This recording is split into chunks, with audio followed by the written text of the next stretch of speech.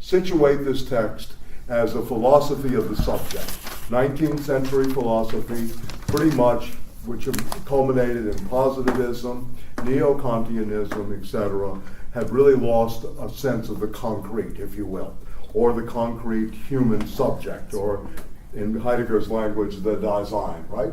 So this is a rearticulation, if you will, between world and man, right? A world and man. And this is going to be a crucial term as we go forward, as is this, however, this is more used in the anthropological sense, whereas we're going to interchange with Selbst and Self-Dasein, okay? So what I did here is I think there are three basic levels to being in time in terms of thinking through in triads, if you will, and four distinct categories, at least in terms of the philosophy of the subject and subjectivity. So there's world, care, and self, which is your basic triad. How do we live in a world, right? Being in a world, or in the world being, right? The structure of care, which is foundational for our being, for Dasein, right, etc. And then ultimately the self, its construction, and what it's about, and the subject, right, in this way. Okay? So in the world, there are existentialia, which are a priori things that happen within the within the subject, right? And this existentialia, in some Zuhanden are things that are ready to hand, tools, this kind of stuff, right? Etc. We're going to go, writing, right? Typing, etc. The computer. This is what, Stiegler, if you will, really takes his point of departure from, in a lot of ways, in Technics and Time. With the world, Heidegger articulates in Being and Time with the Zuhanden. The other Handen, close to hand, is present to hand, the Vorhanden. So in the Zuhanden, you have the equipment, and he also talks about primordial equipment, hence Technics and Time, again in Stiegler, even though there are arguments. I mean, I'm not trying to say Stiegler is just a simple extension, but obviously the background here is very clear to me. And concern. So you have concern also, right? And concern also has a relationship, if you read a little bit of the translator's introduction, the translation of Sorge is going to be very important, and Besorgen, as care, taking care, and concern. These three levels of the structure of care. We're going to get to that in a second. The other thing is the present to hand becomes thing, objectivity, right? Right, if you will. This is the thingness, das Ding, if you will, in German. And Heidegger, of course, later, after Being in Time, writes, Was ist das Ding in Kant? What is the thing in Kant? And he makes distinctions between objectivity and Gegenstand, something that stands against us. So again, I'm going to try my best to kind of translate from the German to give you an idea of where these distinctions are taking place and why they're taking place. When we speak objectively speaking, we're sometimes not really talking about the opposition of an object, which is the Gegenstand. So this is all coming out of this. We'll get to this once we get into the text, okay? So the present, and then the others. This is all in world, right? Happening in worlds, right? We are thrown into a world, and maybe I should put this term up here, es gibt. The world gives, right? It's a gift. Es gibt, it gives. That's the literal term for it gives, right? Or the gift in German. The gift of being, in some ways. This is always what the retrieve may be about. We're going to talk about retrieval, that this is really his idea here of this question of being. We'll get to that, though, of course. Okay, the next category, and again, if you can read this as a triad or a triangulation, if you will, being in, which is care. Befindlichkeit is attunement, or the French like to translate Derrida, they use disposition. I like attunement because it's like, how are you tuned for a day? Where's your hearing located, etc. Whereas disposition kind of goes a little further, towards comportment, of which Merleau-Ponty actually writes a phenomenological study of the structure of comportment, of behavior, right, in a sense. So this is taking away from the behavioral aspects, right? And in this attunement is our thrownness, our Geworftheit.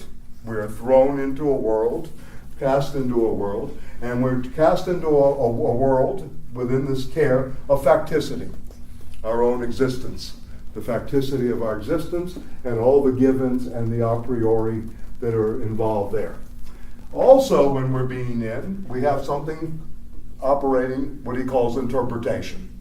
And the word hermeneutics comes from the Greek god who was a go-between, Hermes, who was a thief. He was a cattle thief. So he would steal from one part to give to the other. His name resonates with the thievery of interpretation.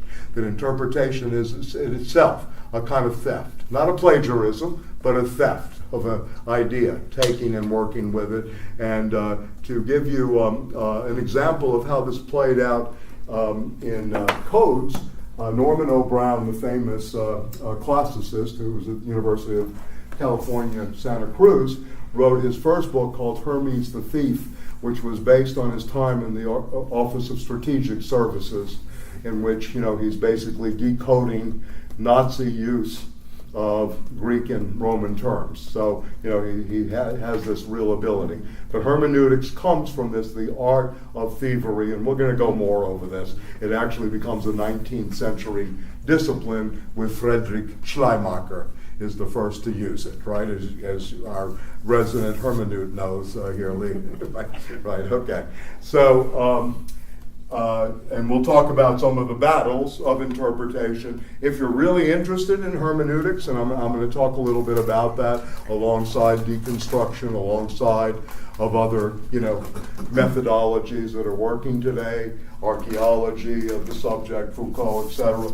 I'll give you some books to read. Paul Ricoeur's book, The Conflict of Interpretations, is a wonderful synopsis and very, very elegant approach to this, okay? Anyway, okay, so you have the being in, both as your attuneness, your thrownness, and your facticity, as well as, and excuse me to put this in the second person, but I kind of want you to appropriate it as yours, right? But Heidegger's thinking even deeper than just, us, as Da-seins or human subjects. Okay, the other thing is the project, right? And interpretation can be as a foreground, right? And it also leads into possibility and ambiguity, and he has what's called the hermeneutical circle, and also the, Ricoeur uses the arché teleological, where you go from a principle to the end. And again, I'll talk more about that. But the interpretation is an as structure, as a foregrounding, and it leads to possibility and ambiguity. The other thing, the project, right? We take on a project in this thrownness when we have a confrontation, and I'm jumping a little bit ahead here, but in terms of Heidegger, we have to have a project, right? This is all what's always going on. If we don't have a project, we're dead, right? And this is what was revealed to us sometimes in our being towards death. And again, the movement. It's not, and that's going to happen well over here when we get to these levels, fear and dread, etc. Right? Okay? So, good, okay. Good, come on in. Anyway, the possibility and ambiguity of that, and then the project, of course, moving forward in a direction, right? And then you have circumspection, also part of this moment of being in a world in which there is, sight that leads to curiosity, and as in a derivative sense, you begin very curious about the world, a kind of existential curiosity. Who am I? What am I to do? All these Kantian questions going forward into basically your cognitive faculties, right? How you process knowledge, right? And this is another thing, everyday modification. So I'm going to go back through this as well. Okay? Out of this also, we have a speech, right? Rede he uses. Speech is something that we're going to talk about his philosophy of language too, which is very, very important. How he distinguishes between types of logic, speech, everyday speech, and what he calls idle talk. which, is Facebook, but anyway. Is this under being in, not Yeah, in it's also part of being in and also the self together, I'm sorry. Yeah. They're kind of, these three are, interrelated, if you will. I don't want you to read them just as separate. They're interrelated. I'm just doing this to kind of break down. For those of you who just came in, I'm just doing a kind of mapping of the what I would say is the philosophy of the subject in his philosophy of subjectivity in being and time, right? And how this plays out. Okay? And it's a rearticulation of the betweenness, if you will. If you can try to think in between, like some of you may have read Mikhail Bakhtin, very good on the in-between, the spacing, if you will, the spacing between man and world, right, etc. Now, Deleuze and Guattari, just to go back to that, since some of you have done the Anti-Oedipus in here or read it or know of it, they want to just break down the distinction of man and world. They say it's just world. Forget everything else, right, in between.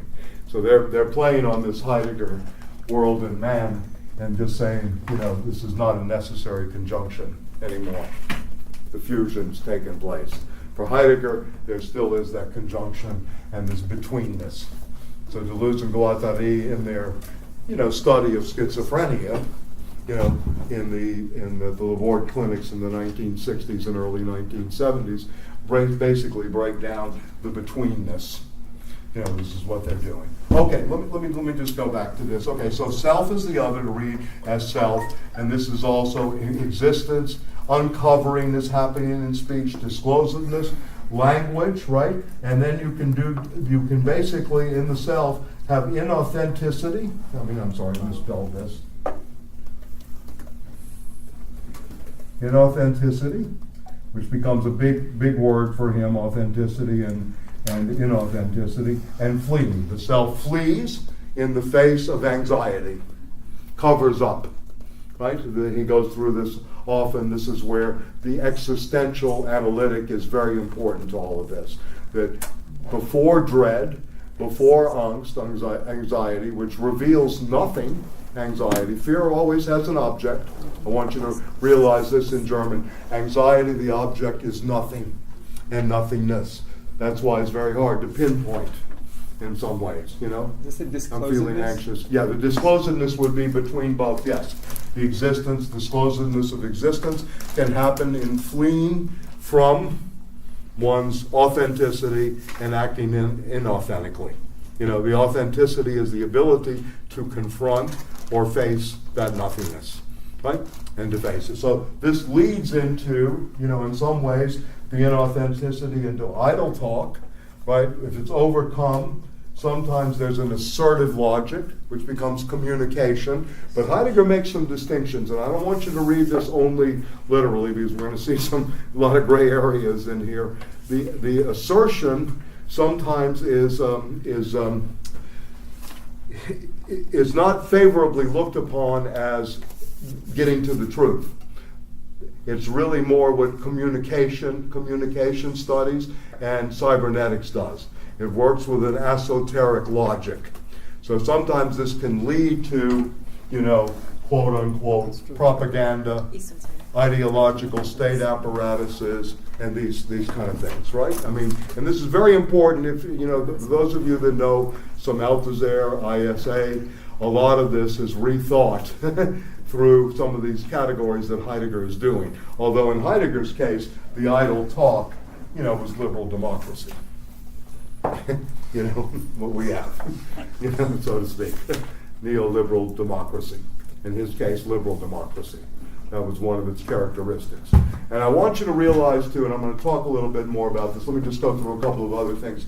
So going back to this whole thing of the being with others, you can be with someone. There's a solicitude, there's a soliciting that goes in this region of the mid-Welt, in the mid-world, or also in the mid-Sein. Being with someone is also a process of solicitation, right? Not in the legal sense, right? But in the real sense of shaking something up, solitari, to really shake something up. is kind of what he's doing. So this becomes the being with and the self that ultimately can lead to an indifference in everyday life, right? Can lead to an indifference that can happen sometimes in the being with. However, sometimes we get in this a pure mood that will start with the verfallen, and this is a very crucial category for him too. Verfallen means that you fall prey. It's not only your fallenness, as the Christian existentialists like to say, it's you fall prey to something. You know? And I mean, in some ways, the addictogenic society comes out of this concept, if you will, the verfallen. You fall prey to the drug. You fall prey to the other, these kind of things. So this is a very interesting category we're going to go over. I'm going to give you, during the course of the seminar, if you will, a lot of German words which are very powerful. Because he's, this is again the philosophical language that builds substantives. It's about building concepts in German, right? Very much so. So you fall prey, and then this leads to, again, another kind of angst and fear, in terms of, where you are in the region of care, right?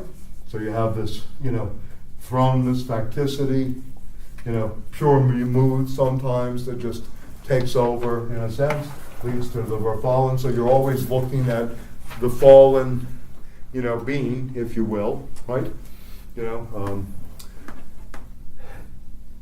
In everyday life, okay? Going back to thing, and he's going to try to overturn this. Reality and substance to Heidegger are not really ultimately crucial categories. They come out of the history of philosophy. So he's going to try to desubstantialize here through world and thingness, right? So this is all going to be part of the deconstructive maneuvers in his work. Okay, I mean, any questions so far? I'm trying to just give you a kind of map here of subject, care, and world as a triad through which, he's going to really try to work in some of the crucial concepts based on the existentialia, which are part of the, modes of existing in the world, the traits, the characteristics, how they play out, right? The derivatives of this existentiality, and then how the modifications happen in our everyday life. Because everybody talks about everyday life so easily, including Lefebvre. Lefebvre writes 4 volumes on, everyday life in the modern world.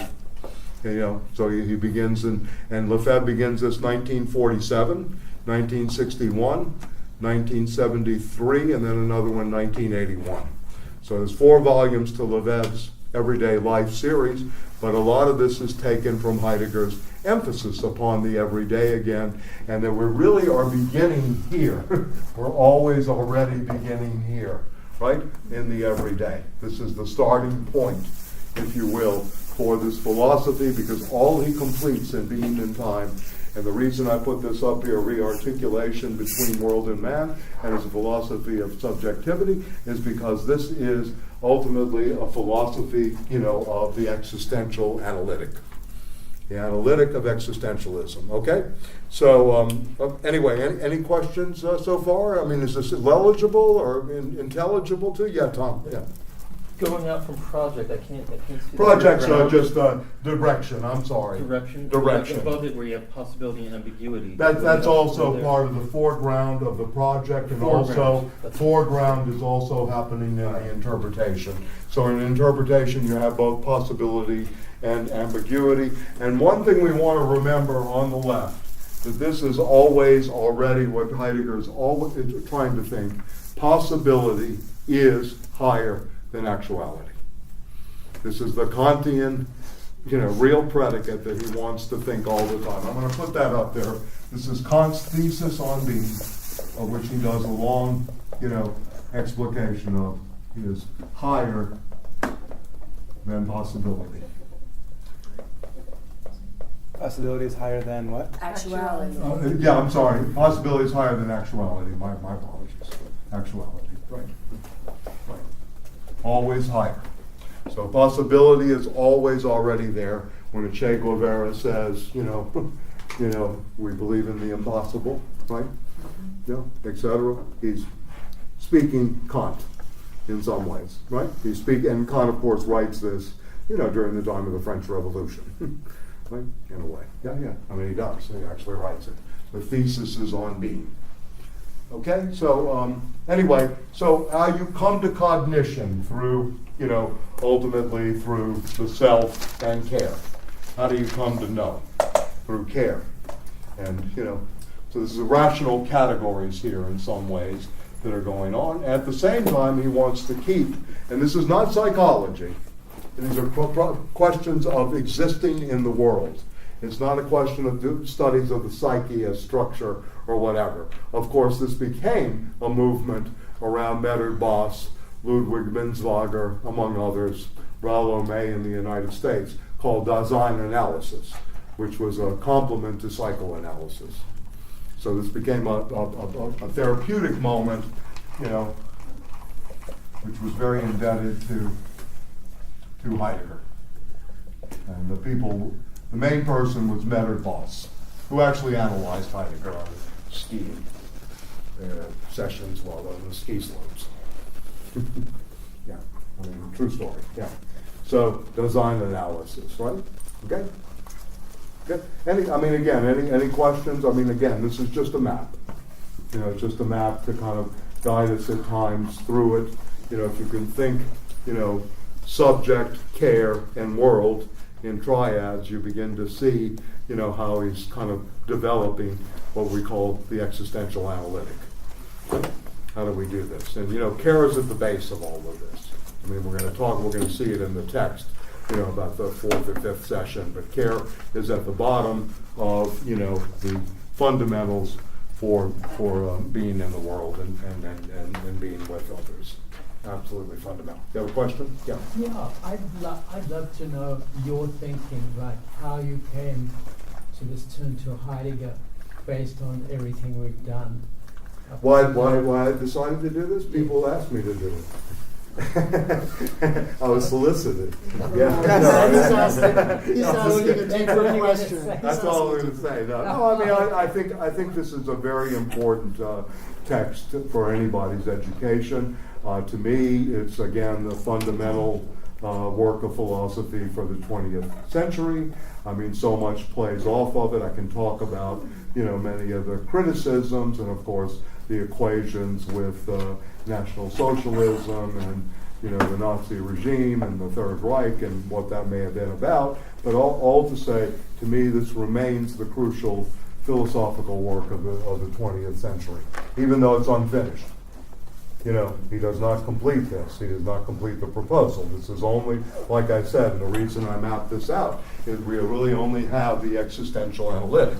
Now, 1961, if you're interested, Time and Being, he gives a lecture, Time and Being, in which he reverses many of the positions in being and time, but he says the first 8 sections are still relevant.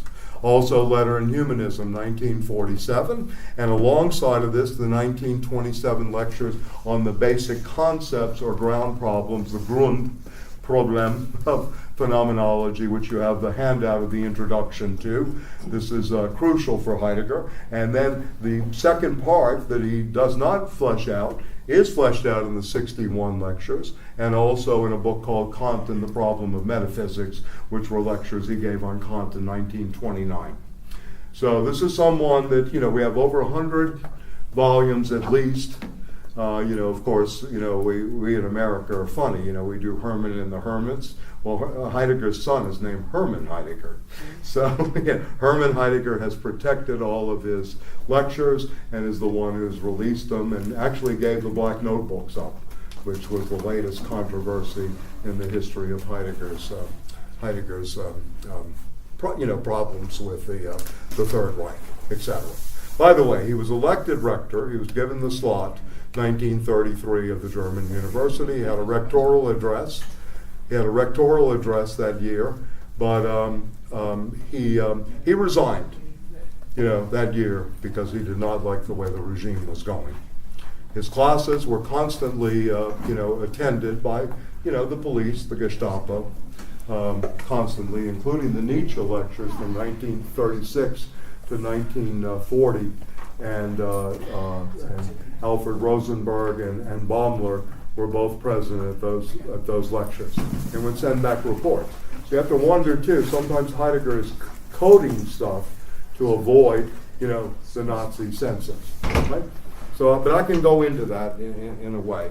And so that's the reason, to make a very long-winded thing about, Heidegger, why we're reading him. I think he's crucial to any understanding of Jacques Derrida, Bernard Stiegler, Alain Badiou, the Althuserian moment. All of these moments, in a certain way, are tremendously indebted, whether they acknowledge this or not, to this text. And this is really an attempt to rewrite the history of Western ontology, which is probably the most ambitious philosophical project since, philosophy started. I mean, it's since the Greeks, in some way. Yeah.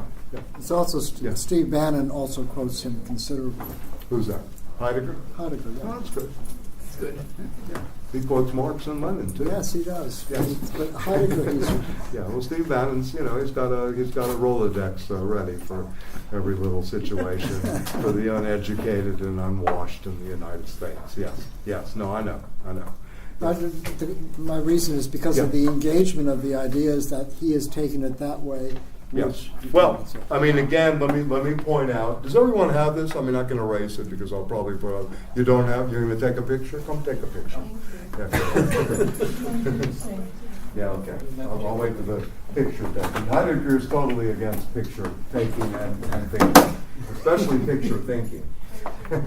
He didn't have That's an the age iPhone. of the worldview. That's what he's dealing with here. He didn't have an iPhone, though. Yes. What's up, Tesla? No, because just reading the introduction, it seems a huge target there is positivism. Yeah. Positivism is definitely one of the moments. Yes. Yeah. As well as Kantianism, neo-Kantianism, as is a specific blend of Hegelianism, as is the whole philosophical tradition. But yes, positivism is a direct antagonism. The posit, and he goes through many things here. Even in the reading for today, there's a little section on the positing, of which positivism comes out of. There's a nice long section we'll go over today. You ready? Now you get right to the people. Okay. I have a question about his Yes. criticism of Husserl, because he was his teacher. Yes. And I'm interested. I only here found The criticism of Husserl, Well, we could do not the whole necessarily. seminar on that. No. But tell me what you well, have in I'm mind. actually curious about Okay. his relationship to logic. I don't know enough, so I'm just asking. Yeah, that's a very long question too. Okay. For him, the three It's parts. difficult. Yeah, no, it's difficult because he wrote a deconstruction. I think a couple of people in this room have looked at. You've looked at metaphysical problems of logic, and the principle of sufficient reason in Leibniz, which he's actually deconstructing logic, because he finds logic to be, not the end all to be all, because ontology is the logic of the being that he's interested in, not just logic as formal or transcendental or as esoteric and these kind of categories. So he has a very strange, outside of the tradition, relation to logic, in a way. So most of this is the kind of what he calls the positive destruction, which both retrieves the tradition but also overcomes in that retrieval. So you're always, with Heidegger, when you're reading Heidegger on other philosophers, in particular, Aristotle, his thing on Plato's theory of the truth, St. Augustine, his work on the medieval, he covers the waterfront. Everybody but Spinoza. Only two little mentions of Spinoza. Never tackled Spinoza head on. Some people, of course, said because Spinoza is the Jewish philosopher, but I don't think that's the reason. I don't think Spinoza really fits in his history of being. It fits in a very different kind of, history for Heidegger, and I'll talk a little bit about that. But anyway, for Heidegger, it's the ontologic that Aristotle starts. So the question of being, the question of God, and the question of reason are the three basic things. And he wants to deconstruct the theologic, but he understands that this is the triad on which metaphysics works. Right? So really the task here for Heidegger, philosophically speaking, again, is to overcome metaphysics, right? Is to try to overcome. He does not do so, neither in my opinion does Derrida. They have not exceeded the project of metaphysics in the West, right? There is a turn, if you will, to the East in a certain way, but that turn is not, that direction in terms of orient and orientalizing, if you will, philosophy has not really proved any fruit yet at this point, even though the Buddhist logics are very much in touch with nothingness, with appearance and reality, have all these themes and engagements. Still we're not so sure it's succeeded this project, right? That goes back to, say, the Aristotelian moment. Okay, so I mean, again, a very difficult question. Husserl, yes, starts as a logician. He actually starts as someone who's studying number. His first book is on the philosophy of arithmetic, a study of the origin of arithmetic, and one of his later books is the origin of geometry. And in Husserl's account, he's really trying to get to originary structures which really activate, how things have become sedimented, but how does Galileo discover, the scientific revolution? What is that moment that happens there? So this becomes a very long story, but Heidegger is trying to get away from phenomenology as such, as Husserl does it, through consciousness, right? He wants to get to hermeneutical phenomenology, where phenomena would be interpreted in language, right? There's much more of a place of language here. Okay, so, and one of, again, a crucial statement of his would be language is the house of being, which is another thing that he does. Lacan says language is, the unconscious is structured like a language, but Heidegger begins this privileging of language, if you will, as the house of being, the house of ontology, if you will, and the study of ontology is through language. And it's only through language that we get this disclosedness, so he goes through many levels. So for him, logic becomes esoteric communication, right? And at the same time, it builds up principles, what he calls principles of sufficient reason. And there are speculations, I've seen a couple of books on this, that say, for example, Leibniz's invention of the principle of sufficient reason, who's also working on the calculus, is the modern concept on which life insurance actuarial tables are built, right? So you have little things like this that are, playing out in the history of, in the history of all of this. But impossible to do without this, again, positive destruction. And this is why I gave you the basic problems, the methodology to read. How does this method, again, work in this context? Okay, so I we can go back. I'll go back with Husserl. But again, Husserl is more interested in consciousness and the transcendental ego, right, as a region in which we constitute. How do we constitute objects in the world? It's really based on the art of seeing, mostly. For Heidegger, seeing is secondary to the hearing. All this care is necessary through calling. And the calling is through language, not through what we see. It's really, we must have ears to hear. So this is another differentiation between the two. Yes? But ears is a metaphor or actual sound? Both. Both. Derrida wrote The Ear of the Other, by the way, on this topic. Just to give you an idea of some of these plays that go on from this 1927 text. Yeah. Would you see that there's any relationship, or if so, how, between the Heideggerian project of overcoming metaphysics and kind of the historical materialist idea of the realization of philosophy? Yeah, sure. Yeah, I think they're diverge. both on the kind of, if you want to think of philosophy in terms of this very high-powered moment, then on the one hand you had Heidegger, who was called the king, right? People would go to his classes. He was, extremely charismatic, and they flocked. You had Arendt in the classes, Marcuse, Erich Fromm. All these people are going,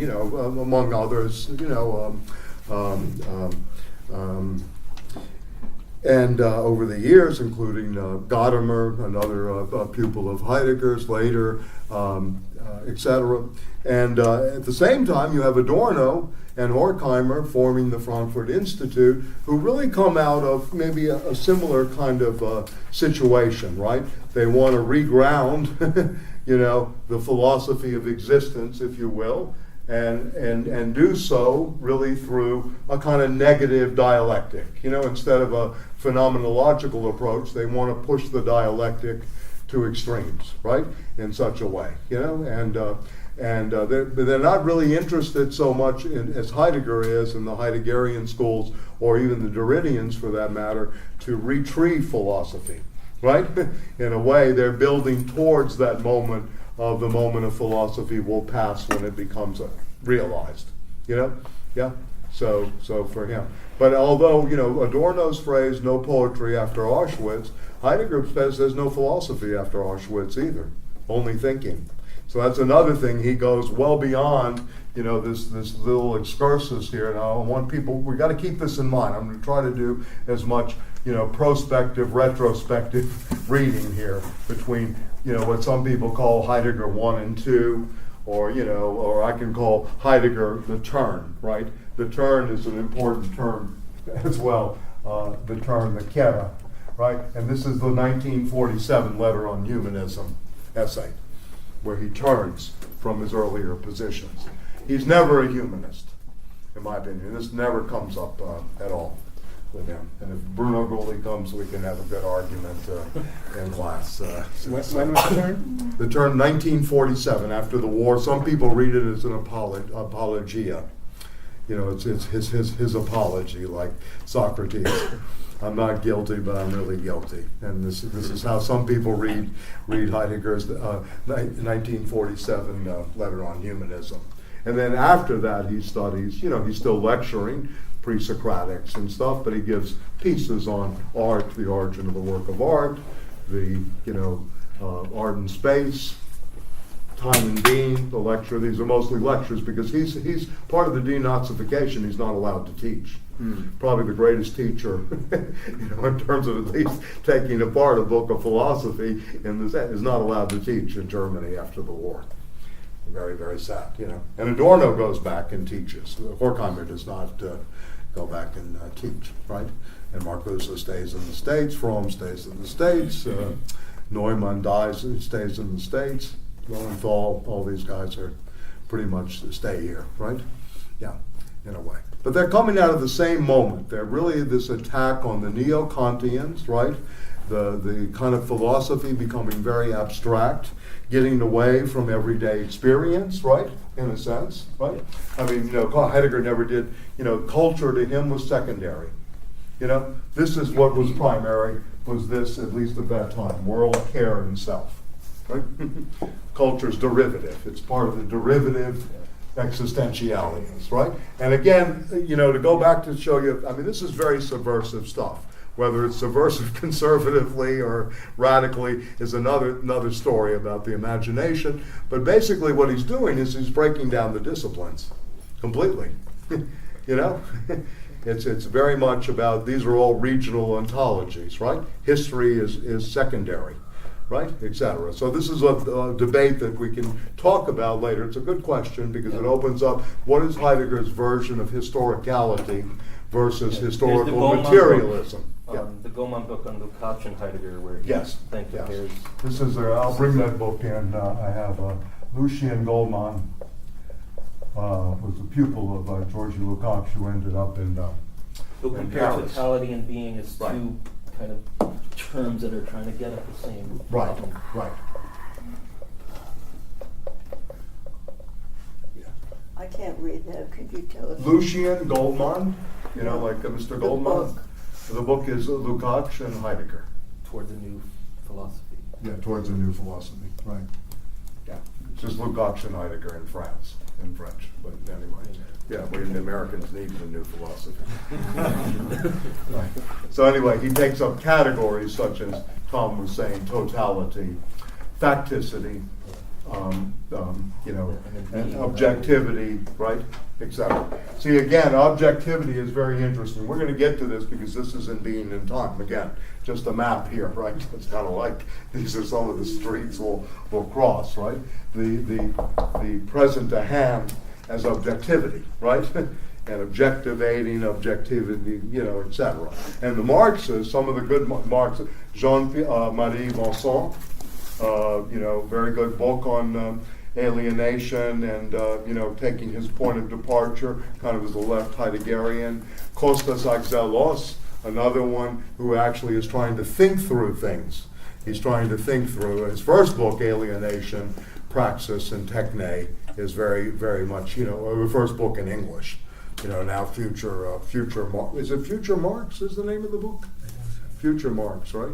Yeah. So you have this left-wing Heideggerians that take up. Of course, you have the right, the more conservative interpretations, such as Paul Ricoeur, who was at the University of Chicago for a very long time, author of, probably 50 books at least, and very pleasant man, phenomenologist, started with the Husserlian symbolism of evil, then got very much immersed into the hermeneutic, apparatus. His great book on hermeneutics was the Freud book, on Freud and interpretation.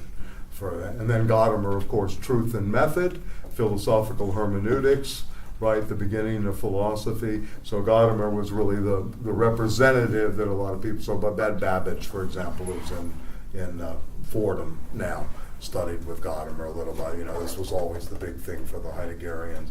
I went to study with Gadamer, Anyway, lived to be 103. These conservatives live long lives, And as I mentioned of some people who were here last week, again, this conservative revolution, the big three are really Heidegger in philosophy, Junger, who's a thinker and actual war veteran, in the bunkers, certainly pro-National Socialism in the beginning, then was part of the plot to take out Hitler later.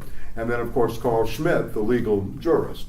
And these were the three main minds, if you will, right, around this, quote, third way, right, against, and romantically anti-capitalist. I want you to keep that in mind.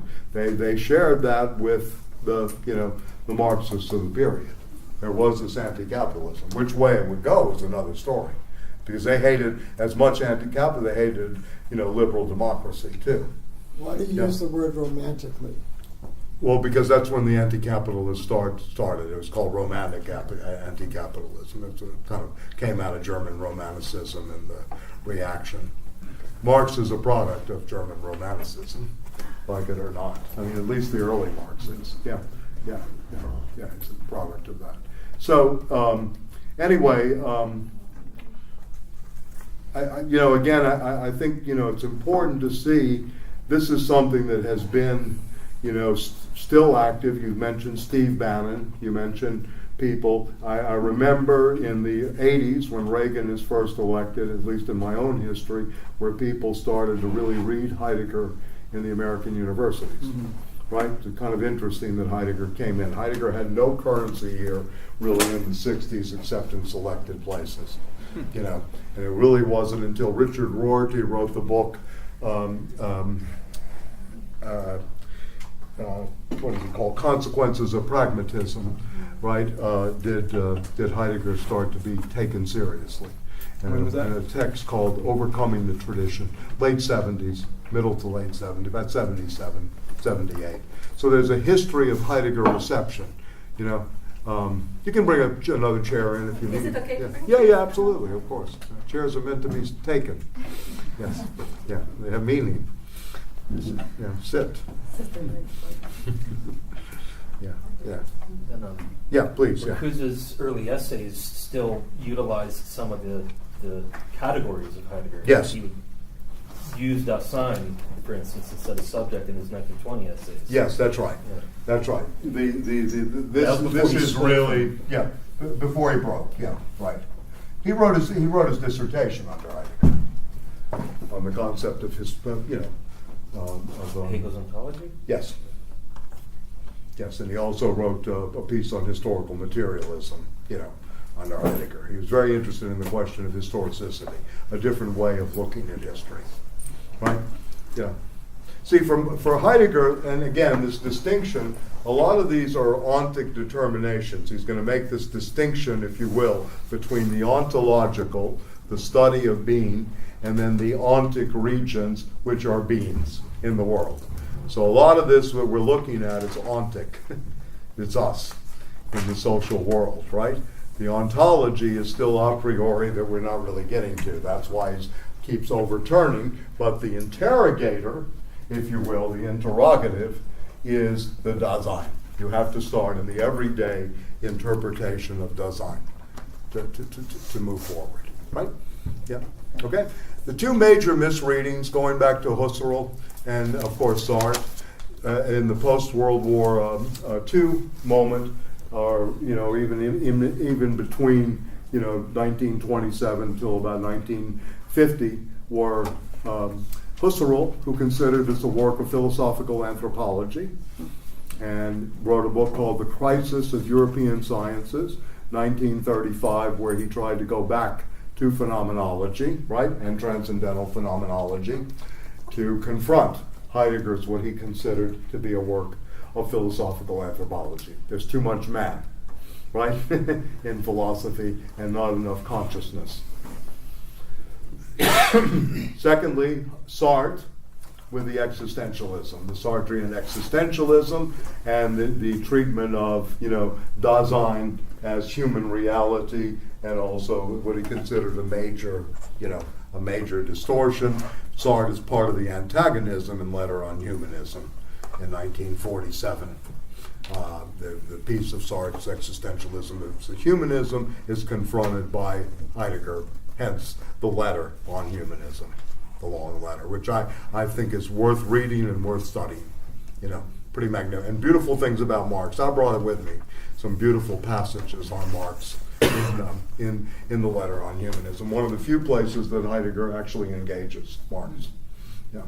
And of course, as most of you know from reading the Ends of Man essay last spring, the translation into French of Da-sein as human reality, very much disturbed Derrida and company, and it created a distortion that they thought was terrible, right, and led to this kind of philosophical anthropology, and that Sartre became part of that last moment of philosophical anthropology.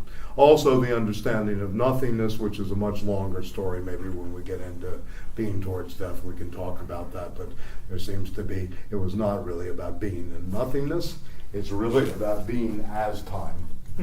So the as here, the interpretation of time, this here, really you can retitle, being and time as being as time, because being is seen in the horizon of temporality.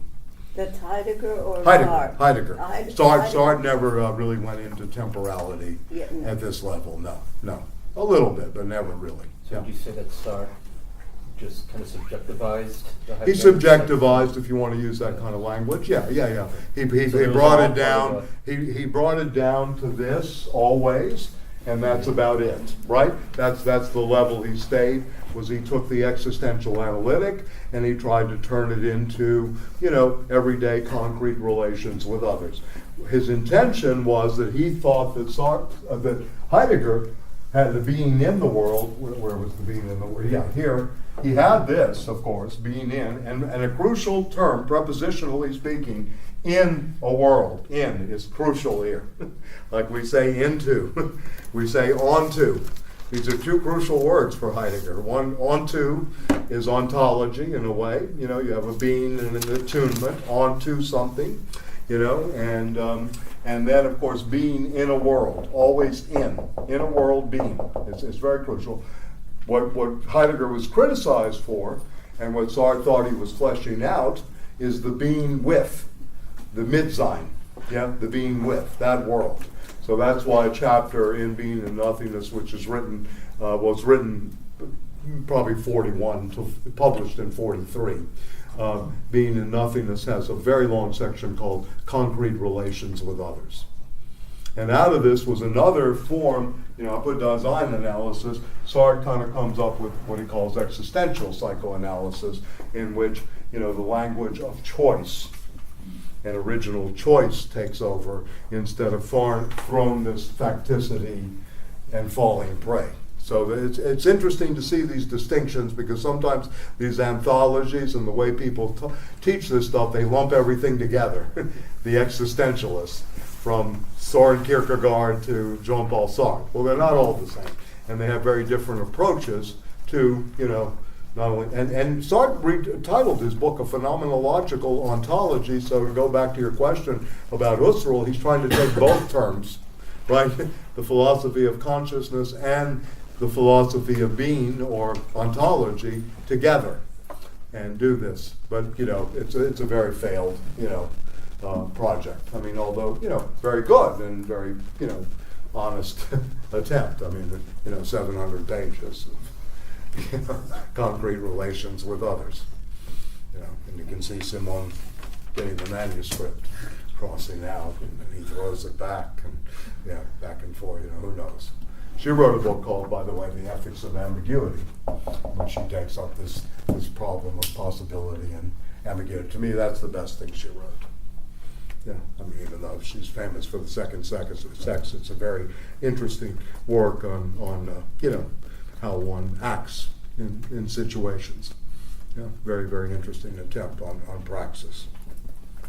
So, okay, so any other questions before we get to the a little bit to the text or thoughts here? Yeah. Again, the criticisms, certainly Goldman claims, in his way, that Lukacs' theory of reification anticipates, and that Heidegger basically is rewriting it in this section here on objectification and reification, is playing out in the Zunhanden and Vorhanden aspects, right? That's one of the claims of Lukács. Certainly Adorno wrote a book, it's a prolemagama to the negative dialectic, the jargon of authenticity. He sees the language of authenticity and coming into one's own, in a sense, or taking what's proper to oneself as being a jargon that plays out very easily to the Weimar and the capitalist model, right? He saw this kind of jargon working, so he's another critic of this period. And a little book he wrote, and then of course the negative dialectics, which is very complicated, and from my understanding from a friend of mine who's been working on the new translation for, I guess, 15 years now, negative dialectics, in this book he takes on Heidegger in terms of an intricate credit-debitor situation where concepts borrow from categories. So Adorno puts himself in the role of a high-powered Marxist accountant. This is the ledger, right, of how it worked through concepts and categories. So it's kind of interesting, that he would go there. And then, of course, Marcuse breaks with him. I mean, I'll give you some of the dirt. I mean, 1948, they have letters, and Marcuse says what the big agricultural combines are doing to the land are worse or as bad as the concentration camps. That was the end of that relationship in terms of letter writing. Then many visits, I don't know if you had to go to the Black Forest and sign the book when you went to visit him. And, Paul Celan writes a very nice poem. See if I can find, I think I have a copy of Celan's great poem of going to visit and signing the book to go see Heidegger in the Black Forest. So, this was another thing. Sartre visited him in the early 60s and said in their encounters that he was mystified. Stambau visited him multiple times, by the way, in terms of her new translation, which, in some ways is an advance on the earlier 1962 translation, the Black Book, we used to call it. Now the Black Notebooks are out, which, it's been made a big, I got a piece, I just brought it to give you an idea of how storytelling, because the first thing that happens in the philosophical scene with Heidegger is that the storytellers are thrown out. Right, it's not part of a philosophy. So, let me just see if I brought this. I think I brought it. this article from the New Yorker and someone reading. Yeah, it's Heidegger contaminated by Nazism. If you want, I can make copies of this. Storytelling, April 28th, 2016, of the Black Notebooks, etc. Right? And he goes on about the references to the Jews, which are only 2-3 pages out of 1,000. Again, so that's another thing. And this is a guy who came. This is an account of Peter Trani, who heads up the Heidegger Institute in Germany, who came to the States to give a talk about the Black Notebooks, right? And that was at CUNY, right? I was at that talk. you were at that talk, yeah? Yeah. Okay. It was at CUNY or the Goethe Institute? Sure, it might have also been Goethe, but Yeah. definitely CUNY. Okay. Yeah. And So what beside happened? Trani, Did I people didn't- get I upset? There were some inflammatory episodes, yeah. Yes. No. I'm sure. If Yeah. you go to the archives, Yeah. CUNY archives, I think it's still on there because it was a little over 2 years ago. Yeah. Well, 2 years in April. Yeah. Yeah. Yeah. So, and then some of you have certainly read The Ends of Man, which is an attempt to look at Heidegger and the question of forgetting and memory, which we can keep up because we're going to really talk about these things, how one has forgotten. What does this mean, this forgetting? What does it put in terms of, he sees history as destiny kind of unfolding. It's ascending as history more than something that we actually just make. Who wrote it? This is Heidegger. The Who wrote? Ends of Man, Heidegger. Oh, The Ends of Man's Daddy Died. You were in that class. It's okay. It's okay. We're just refreshing your memory. We're just taking care of your memory. It's okay. Remember, we don't want the forgetting in this class. Yeah, right. Sorry. Yeah. Anyway, so this is filled with stories. I mean, it's the stuff. Some good novels are made up. Saul Bellow, in one of his stupid, I think it was called Humboldt Skill. I asked you, Professor Heidegger, where we were standing when this fall took place. Where were we standing? So he has a long thing about this with Heidegger, because Bellow was at the, another conservative too. I mean, in a different way. At the University of Chicago, at the Committee for Social Thought. So you have a lot of plays on this too. I think. One of the novelists, it was either Boll or Günter Grass, does all kinds of parodies of him. Brecht and Benjamin did not like his use of the language, which was another thing. So in some ways, what we've gotten in the United States, it's kind of interesting in a way. If it wasn't for the French insurgency that starts at Johns Hopkins in 1966 with the structuralist controversy, I don't really think we would have had so much reading of Heidegger in this whole industry. I think it would have been relegated to scholarship in Europe, maybe. I mean, the French were occupied. I really think without Lacan, Derrida, Foucault to a different degree, you can begin to see. Listen, if you read this seriously, and I'm going to try my best to point out some connections, you see where the archaeology of knowledge and order of things are. Exactly. You begin to see this. You begin to see, on another level, you begin to see, how much Derrida is always working with these critical resources. And if you're interested, there's a very good interview in Positions, which is a series of interviews, well, the last one being a long interview with Derrida in '71 with the French Communist Party, with Guy Rossolto and Jean-Louis Houdouguin, in which Derrida speaks about Heidegger, and it's a very interesting thing. And maybe I can photocopy that section. It's 3 or 4 pages, where he kind of defends. We have to read him. We don't have to like him. We don't have to advocate for the politics. And this is a question. Is there an otherwise thinking politics that leads us to a new radical conception of what politics could be? This is a question we can always pose. Yeah. Just one importance of Heidegger, and you've presented this in class before, is the whole notion of these historical epochs.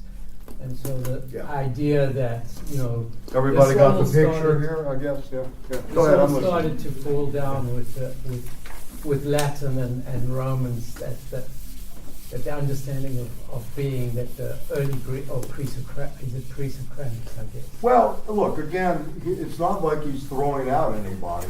Again, the task is, you're not going to be dismissive of Aristotle and Plato.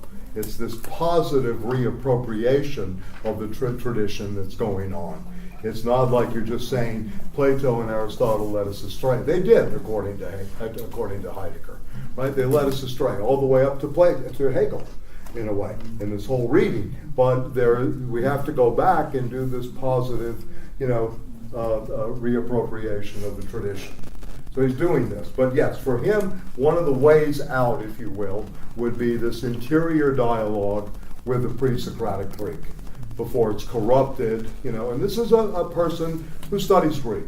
This is part of the German educational system. This is someone who is not, quote, a professional philologist, but he got into debates with the philologists, and a lot of the philologists, just collapsed under the weight of the argument, including Paul Freelander. I've studied this. They had a big debate on the use of the word, and I'm going to put this word up because it's also going to be crucial for us as we go ahead. This is an interpretive strategy of some of the French, including Pierre Orbach and then Rainer Schurmann here at the New School years ago. Aletheology, right? Aletheia, the use of the word aletheia. And aletheia in Greek, in modern Greek, means really, reality. You say aletheia in modern Greek, it just means really? Really? Is that the case? Yes, something like that. But in the ancient Greek, the alpha privative is moving away from structural lethe. You're really studying the lethe, which is Hades, which is hell, right? This becomes Dante's Inferno. So it's very interesting. Yeah, thank you. That better? Oh, good. Okay. Thank you. I picked up the wrong one. So anyway, yeah.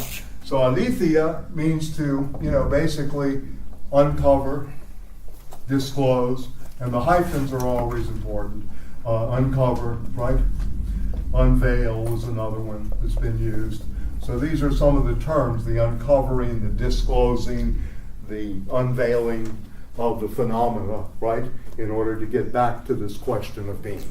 So this is a very crucial word for him, and the strategy would be on the reason of moving away out of the hell, because the everydayness is the lethe, right? What we experience in the everyday. You know how Freud said, the goal of psychoanalysis is to make everyday misery a little more tolerable? That was the goal. He said this. This is Freud's to make everyday misery a little more tolerable. Well, in Heidegger, it's to take us, somewhat to understand, to get us away from this everydayness that brings us down all the time, even though we're always starting there. Yes, go ahead. Sleepy is to be asleep, to be... Yes, also asleep. Yeah, but forgetting. Forgetting. Yeah, but you forget in Hades. And is that the root of lethal? Is that? That I don't know. That I don't see that. Yeah, I don't know. Yeah. But it's so aletheia is to go away from forgetting. It's yes. Okay, uncover. Yes. To uncover, to disclose, to unveil. Right? Right. Yeah. So you have a whole structural lethe, right? Right? Of the sleepy, right? By the way, if you're interested in this, one of the great poets who was a good friend of Heidegger's, and René Char, wrote a beautiful collection of poems called Leaves of Hypnos about sleep and lethe, called The Leaves of Hypnos. He's a very, very interesting poet to read, and also someone close to Heidegger. He had friends. Despite Leaves of Hypnos. Right. He had friends. Questionable. Yeah. Just like, yeah. A lot of, right. So this is going to be another crucial term, and you're right. It's kind of the alpha privative is to move away from the forgetting, right, back into the disclosing, uncovering, etc. And this is the model that is going on, the interpretive model, in a way. So class, race, these things don't really figure in this interpretive model. It's really about phenomena, and it's also about getting back to this little Greek word called on, right? On, right? To be, the participle of the word being, on, ontology. This is the on, right? To get back to see if we can actually uncover this. This is what in philosophy we call the a priori. And I'll talk more about this as we get into the text, but the a priori is always something prior that we don't see. You know, you can, yeah.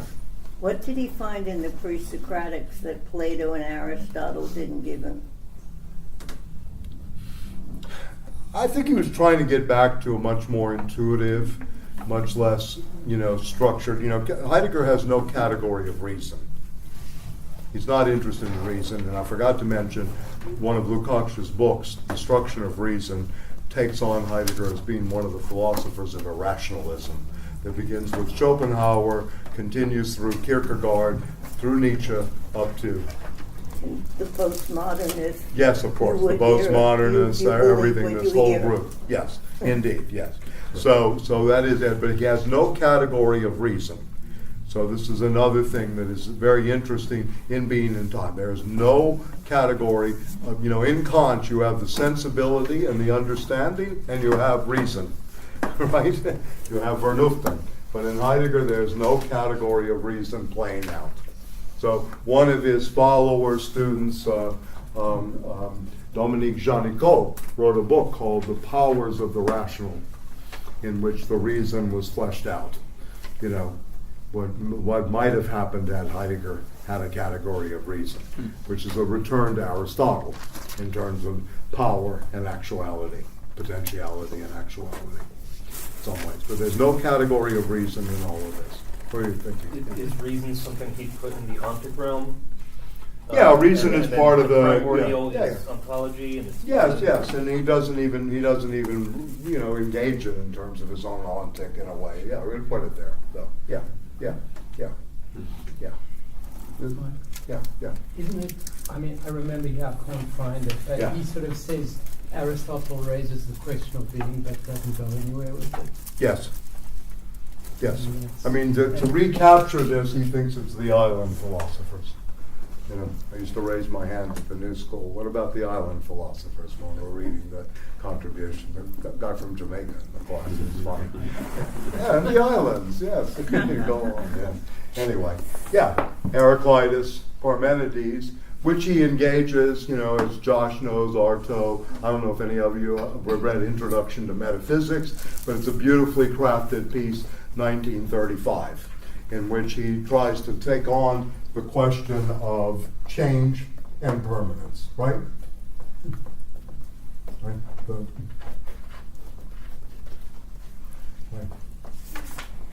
Change and permanence. So Heraclitus and Parmenides being the thinker of being as static, logical contradiction, right? And of course, Heraclitus being the thinker of all things are in flux, or the universe is like a child at play. Very much of what someone like Derrida takes up Heraclitus. Of course, Marx, much more favorable to Heraclitus because of the change aspect, right? Although you begin to see in the use of contradiction in Marx and in Hegel, it gets complicated, a lot of the Parmenidean moment. How do you, avoid ultimately the principle of contradiction, which is, put out. So the poem of Parmenides and the fragments of Heraclitus are very important to go back to your question for him, that the Greek philosophers, Aristotle and Plato, and particularly Aristotle, are just giving summaries and sometimes rebuttals of the thinking of the pre-Socratics. He thinks this is a bad turn. Change and permanence by Heidegger? No, these are the two themes, if you will. Okay. Flux and static, or dynamics and stasis. Parmenides is one of the great thinkers of stasis in motion.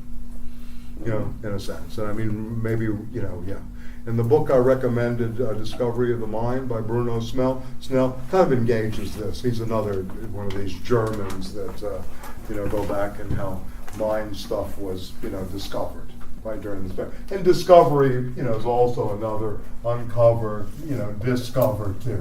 There are many things you can use with aletheia, in terms of the undoing, right? Okay, and just a word on the other major word here in German is Abbau, right, which means to literally unbuild. This is the word deconstruction, right here. You construct and you deconstruct. So he talks about this threefold. We're gonna go over this as well. So the Abbau is very. So this is first invented going back to Husserl by Husserl. He's the first to use this. Marx uses it in the Grundrisse too. Marx uses Abbau in the Grundrisse. Husserl uses it in the Ideas. And then Heidegger, of course, uses it in the basic problems of phenomenology. Well before it became a household word with, Jackie D, as we used to call him, Dada. Yeah, right. So anyway, but yeah. Okay, so all right. So let me do this too. I know next week we're gonna go through the introduction and do so. Let me just do a few little other things here because I mapped out a little bit of the text too. I mean, I mapped it out, but thematize it in terms of our reading.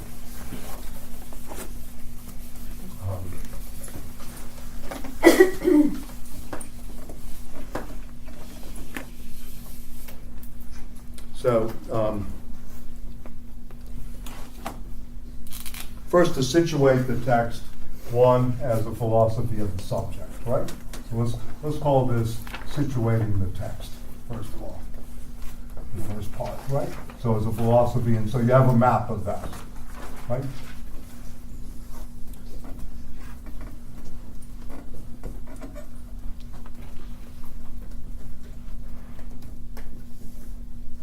Subjectivity, right? Two, and this is very crucial, going back to what I said, going back to the tradition, as a retrieve of the tradition. Or understanding. This is very crucial to the structure of care, this understanding as well, right? As a retrieve, as an understanding. And then the reaching of the aporia, which we're still in. We're still in this impasse. Philosophy has not been actualized, so therefore no communism, right? I mean, really, if you want a really working definition of communism, it really is the moment philosophy is actualized. I mean, this is really the working definition of what any kind of imagined communism would be like. It would be the moment all of this thinking comes together, right, and is actually realized in the world. And we're very far from that because what they're doing now is they're cutting philosophy programs and departments in the universities. And, it gets stupider and stupider every year. And when Stiegler says knowledge and stupidity in the 21st century, he's not joking. He's really not joking. This is really what's going on. So this aporia is still very much with us, this impasse going on. Also for him, the aporia is the question of being. Not only have we forgot how to raise the question, right? We have forgotten its meaning, and we have forgotten its direction. And in this aporia, there's another German word that's important, Sinn. And this is very, very important in the sense, it means a sense and a direction, S-I-N-N. Yeah. It means directional and sense and meaning, all in one. So this is always, so when a philosopher speaks that comes out of the phenomenological tradition, if you will, or out of hermeneutics, and they say in the Gadamernian sense, right, they're talking about Gadamernian meaning, Gadamernian direction, etc. in a text. Or I said this in the Aristotelian sense, right? And it attunes, right, the conversation and the participants and the interlocutors to, where it's going. So again, this is, our sense. Logique des sens, the Deleuze book, is also taking this up, in a lot of ways. So you have a threefold meaning, right? You have sense, as we talk about our senses, and you have a sense of something, but this is philosophical, not common sense or everyday sense, philosophical sense. You have directionality, direction, right? And you have meaning.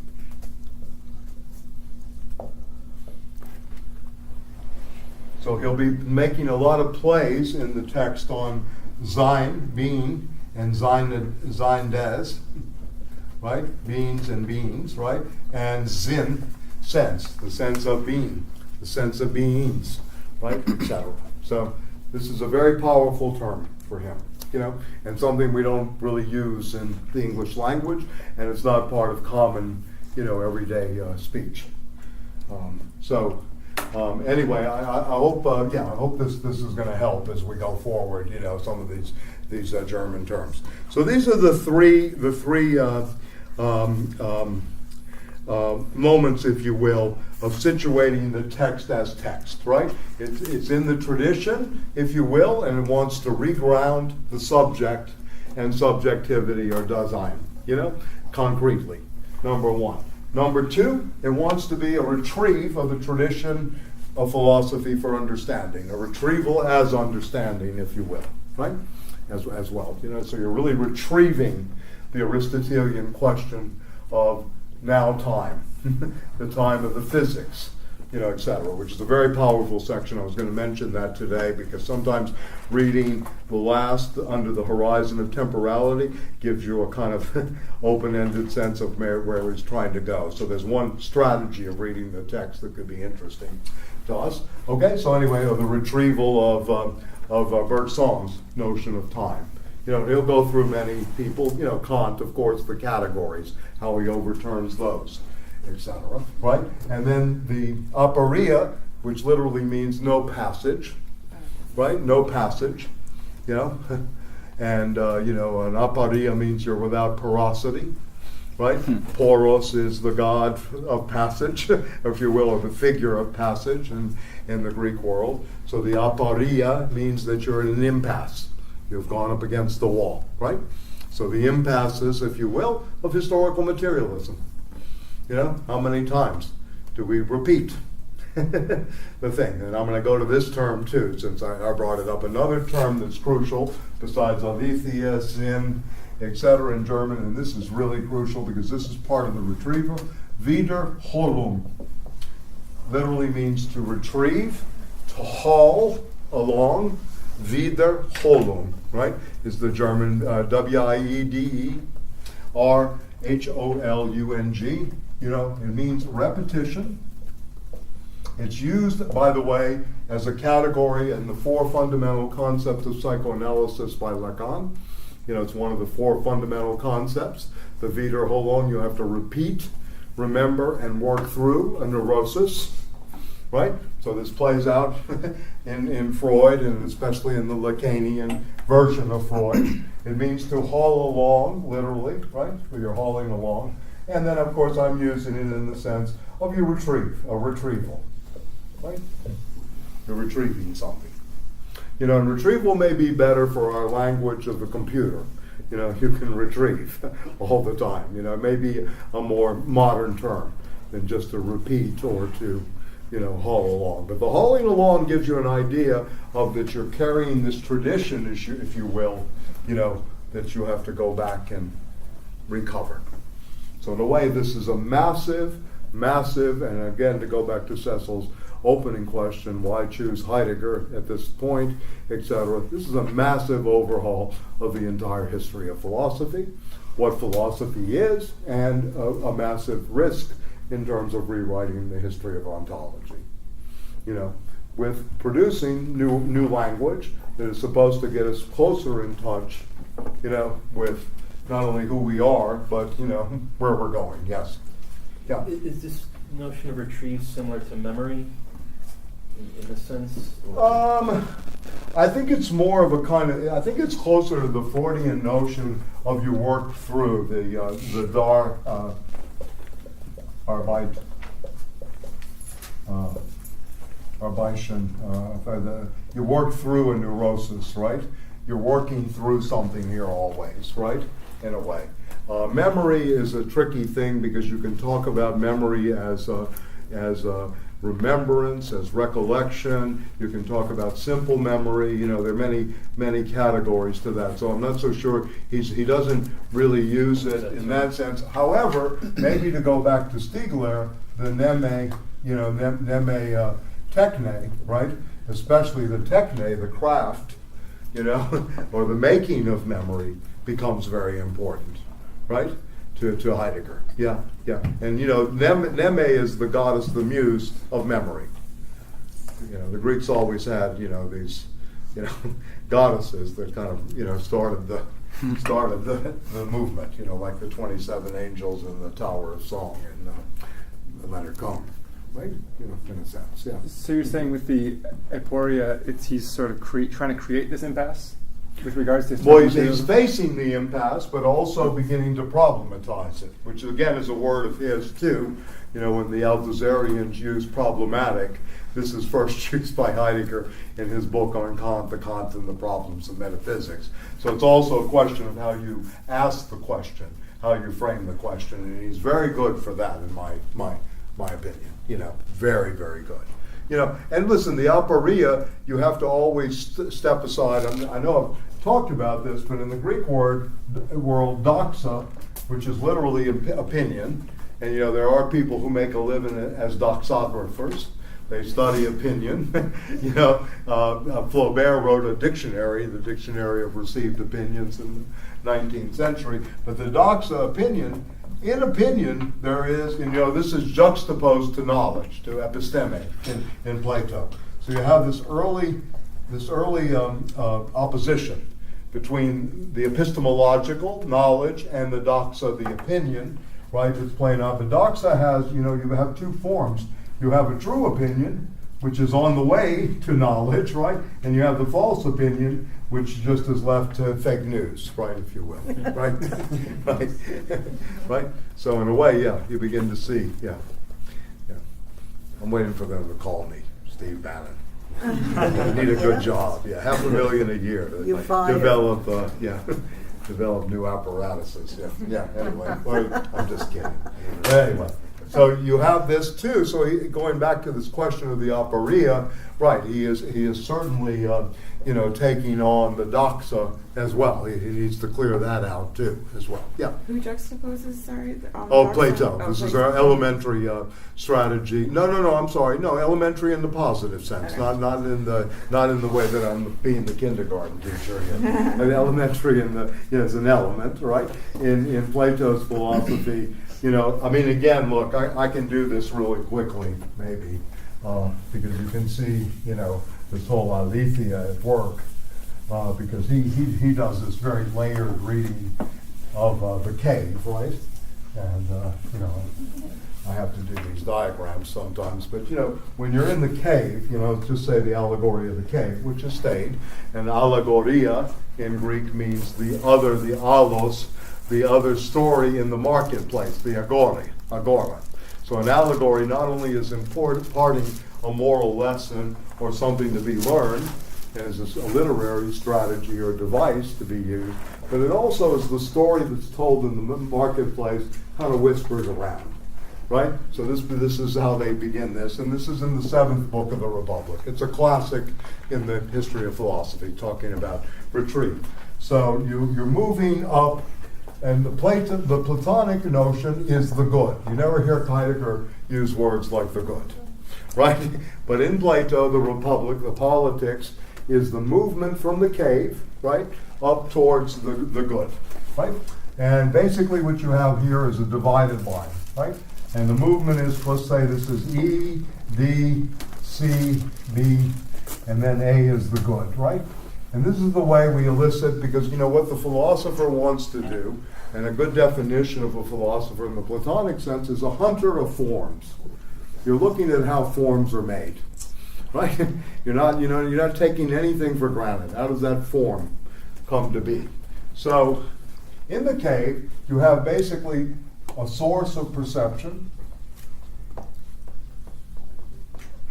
And the source of perception in the cave is the sun, which governs the visible world.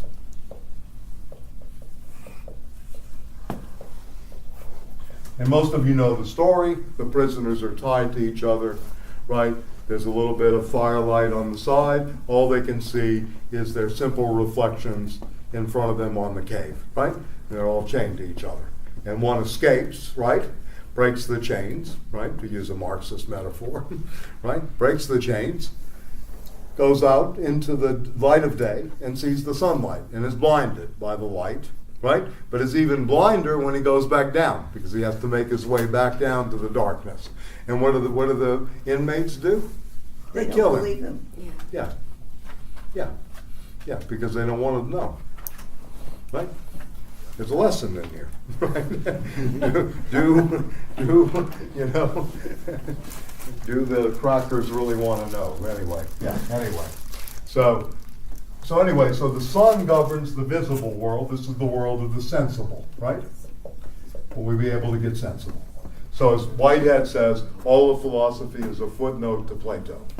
And Heidegger repeats this, as does other, philosophers. Whitehead said this about philosophy. It's a long footnote to Plato's, 31 dialogues, if you will. Okay? So the other governor is the good. And this governs the intelligible world. Right? And here you have the opposition, if you will, between the sensible and the intelligible in Greek philosophy. Right? Through a source of how we perceive things. Do we get it through our senses, or do we get it through the abstractions of our mind, the intelligible? Right? So then, of course, we have things perceived as another source of perception. So in the cave, right, what's happening here, and this becomes the world for Plato of reality, and this becomes the world of appearance. And phenomenology, the study of what appears. Right? So in phenomenology, by definition from Plato, we're always just looking at shadows, images, imagining, hypothesizing, supposing, right? We're working with beliefs, faith, and these kind of things. So this is all Plato. So what happens in the things perceived? We see shadows, we see images, right? We see the things, we see things here, right, as physical, right? But we do not see above the line the mathematical objects.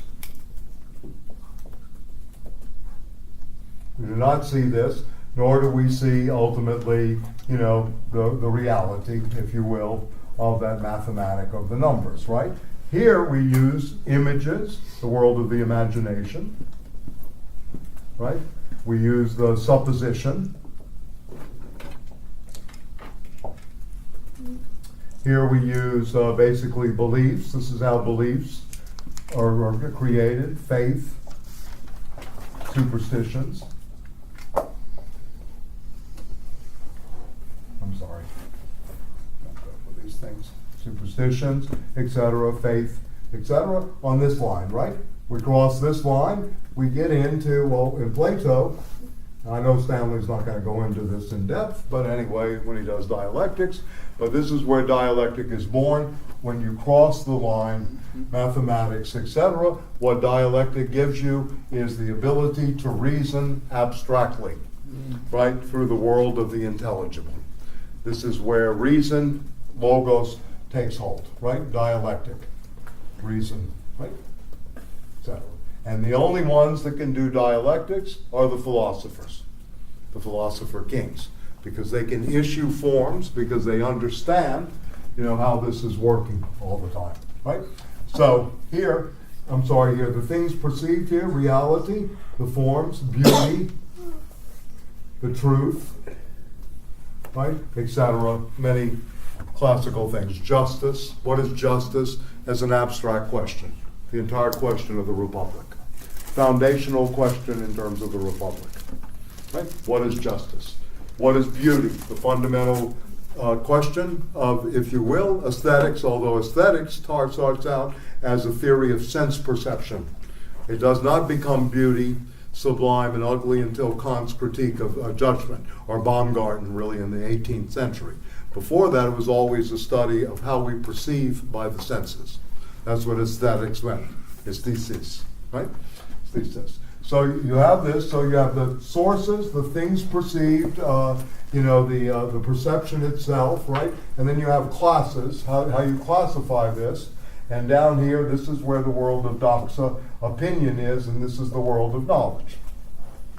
This is a basic diagram of the 6th and 7th books of the Republic, based on the allegory of the cave, that the movement is up through here, and it's only by the turning around that one gets to the world of objectivity and begins to see through abstraction, through the use of number, mathematical precepts, etc., that one begins to see back into what's going on below here, right? And one is able to issue forms, right? So, and it's, anyway, so this is the birth of dialectics, really, in a sense, as an art of conversation and an art of issuing forms in the Greek sense, not in the not ultimately in the Hegelian sense. So we have this happening, right? Dialectos, right? The reader in between, or the conversational partner, right? So all of philosophy begins sort of around, where's the source, the emergent, right? What is actually being perceived, what is objectified, what is, being, perceived in the world. Again, a primary thing of perception, right? The perceived abstractions, right here. And, how this happens. How the world of beliefs comes from how you suppose and you imagine, that you're only really seeing flickers of light, glimpses. So again, this is a kind of, a metaphor, if you will, for the world of aletheia. We have forgotten that we live here, right? And that we have no ability to really think through to get here, right? Etc. And this is part of the aporia, if you will. If you want to look at a cave metaphor. And of course, what does the cave become? It's your first movie theater, right? And who controls the camera at what different parts of the conjuncture, right? This is basically the history of which is built on sight. This is Plato built on sight, on the eidos, the eidetic, right? On the eidos. So the whole history of Western philosophy is built on seeing outside of the shadows, the images, the physical things themselves, seeing beyond, if you will, what you suppose you're seeing, etc., to how your beliefs, your faith, and you can see Gramsci in here, how common sense is created, how, belief systems, ideology comes out of this in many ways. In many ways, I'm not saying that it's, I don't believe it's a footnote to Plato, but there are things in Plato we can retrieve, etc. And then how processes of abstraction, which are very difficult to give in ABC terms, right, are necessary for us to turn around to get to this intelligible world. And this begins a long history of thinking, right, among philosophers. Yeah. So Hume will say we only think through sense impressions. He goes against Plato, right? We cannot go beyond our senses in terms of knowing things. And he writes a treatise on nature. About this. Yeah. What were you going to say? Marx, the commodities, the appearance of capital. Yes, of course. Marx has the distinction between appearance and reality. This is in the old worker translated editions, right? The Scheinung. And then the Erscheinen, right? What is appearing versus the reality. And reality is actually the effective work of something. When the Germans use reality, it's Wirklichkeit, which really means it's the effect of the reality. What has already been shaped and formed, and what is the effect. So the opposition is between Erscheinung, right, and Wirklichkeit, right? Yeah. Yeah, and the appearance and the reality of the commodity and the commodity form. Right? And you can think about this because most people don't think of commodities just in terms of exchange value. Exchange value is the processes of abstraction that go very much beyond the use value. Yeah, right. This is Marx at work. You have a twofold structure, right, in the beginning, and how does one, abstract into understanding and exchange? And what is the secret of the commodities? It's the fetish, right? The imagined addictogenic, capacity of this magical, fetish comes from the Portuguese word fetismo, which means endowing something with magical properties. Which sort of brings you above the line. Yes, and brings you above the line. Yes, that's right. And then the process of abstraction, and then you begin to go through these schemes of everything from reproduction to, movements of, commodity to money, back to commodity, the circuits of capital. All these kind of things play out in a certain way. So this is a primitive model in some ways, but it's an interesting model in that, we all still carry with us these common sense beliefs, this doxa, this world of doxa with us all the time. So the aporia that Heidegger is talking about, how are we going to overcome this? How do we overcome this world of common sense, right? Because the philosopher is not interested in common sense. Yeah, it has a reason. It's called common. Yeah, in a sense, right? I mean, there's a reason to this, And, of course, commonplace is used by Aristotle in the Politics. There are things for the. So we're also dealing with a world, going back to the Greeks. This is an aristocratic, writer. Plato comes from a very wealthy family. I mean, who had time? The people building the Parthenon had time to philosophize? No, it was Plato and his gang, right? Etc. And you look at all the characters in the dialogues are all very wealthy people. Cephalus, I mean, I consider the Republic the first war book of all. It's about regime change. This is what I consider the Republic. In the history of Western philosophy, the Republic is a book about regime change. It starts at a weapons manufacturer's house, Cephalus, whose name in Greek means the head of the household, whose son, Polymarchus's name means the war lover. And the beast in the room, the 800-pound gorilla in the room, is named Thrasymachus, whose name means bold in battle. And he's the sophist, right, of which this whole meditation begins. So you go from, this discussion about what is justice, from the position of the elderly, from the position of equality, then from the position of class and power, those are the three working definitions in the beginning, to imagined primitive cities of needs and then desires, into the building of a warrior class. You're building up the North Korean army, basically the guardian class, right, in some ways, right? How they're going to be educated, what will you read in the schools, right? Everything's in this book, I'm telling you, what we deal with, right? And then you go on to, the study of how forms are elicited and issued in the world. And then you move on to, why should the philosopher go back down here? And this was always a question, about elitism in the schools. This was always a question. Why would you go down there and waste your time? There's no capability down there. Yeah? And then there were, people's movements, right? Well, anybody can learn because of this question that the knowledge, the slave boy experiment, is a priori, right? Right? When this comes into play, that the knowledge is already there, but it has to be elicited. And that's where method, right? Diligence, patience is always operative. So, Betty DuBois, our great Secretary of Education, could not spell a priori, much less know what it is, right? Has no understanding of this. This is where we are. These are the people that are, again, the bureaucrats in charge. So I can imagine what Heidegger and Marx would be thinking if they're alive today, or who's rolling in their grave. Anyway, so this became crucial for, say, Plato and, the early democracies, if you will. Because democracy was really about education. It was always tied to that. And what we're going through today is we have a destruction of democracy because there's no more education. This is really what's coming down. You had a question? Oh, no, sorry. Sorry. Yeah, just to do Yeah. as circle. Yeah. Betsy DeVos is the sister of Eric Prince. Yes, she is. The warlord. Yeah, the mercenary. Yeah. Yeah, Navy SEALs, Right. South Carolina. Yeah. And I know all kinds of characters like in a this from the mercenary South. business, it's, Yeah. taking over. That's right. Well, this is who Exxon uses.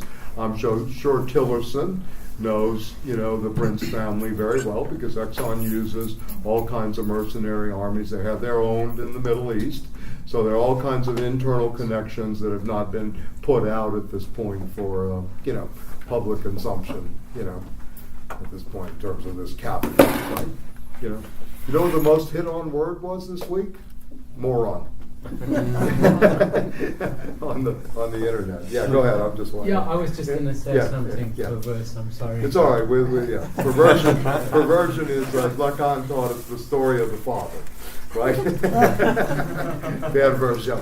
Yeah. Now we need a mad version. Yeah, that kind of go beyond it. Yeah. But Okay. I remember since we read The Republic in detail. Yeah, with Bourdieu and we read Alain Ballou. Right. And early in the book when Socrates is asking the question of justice and Cephalus comes along and he says, oh well, justice is just repaying your debts. And Sophocles says, if a friend who's loaned you a gun is gone a bit crazy, you don't return the gun. No, bet on that in Las Vegas this week.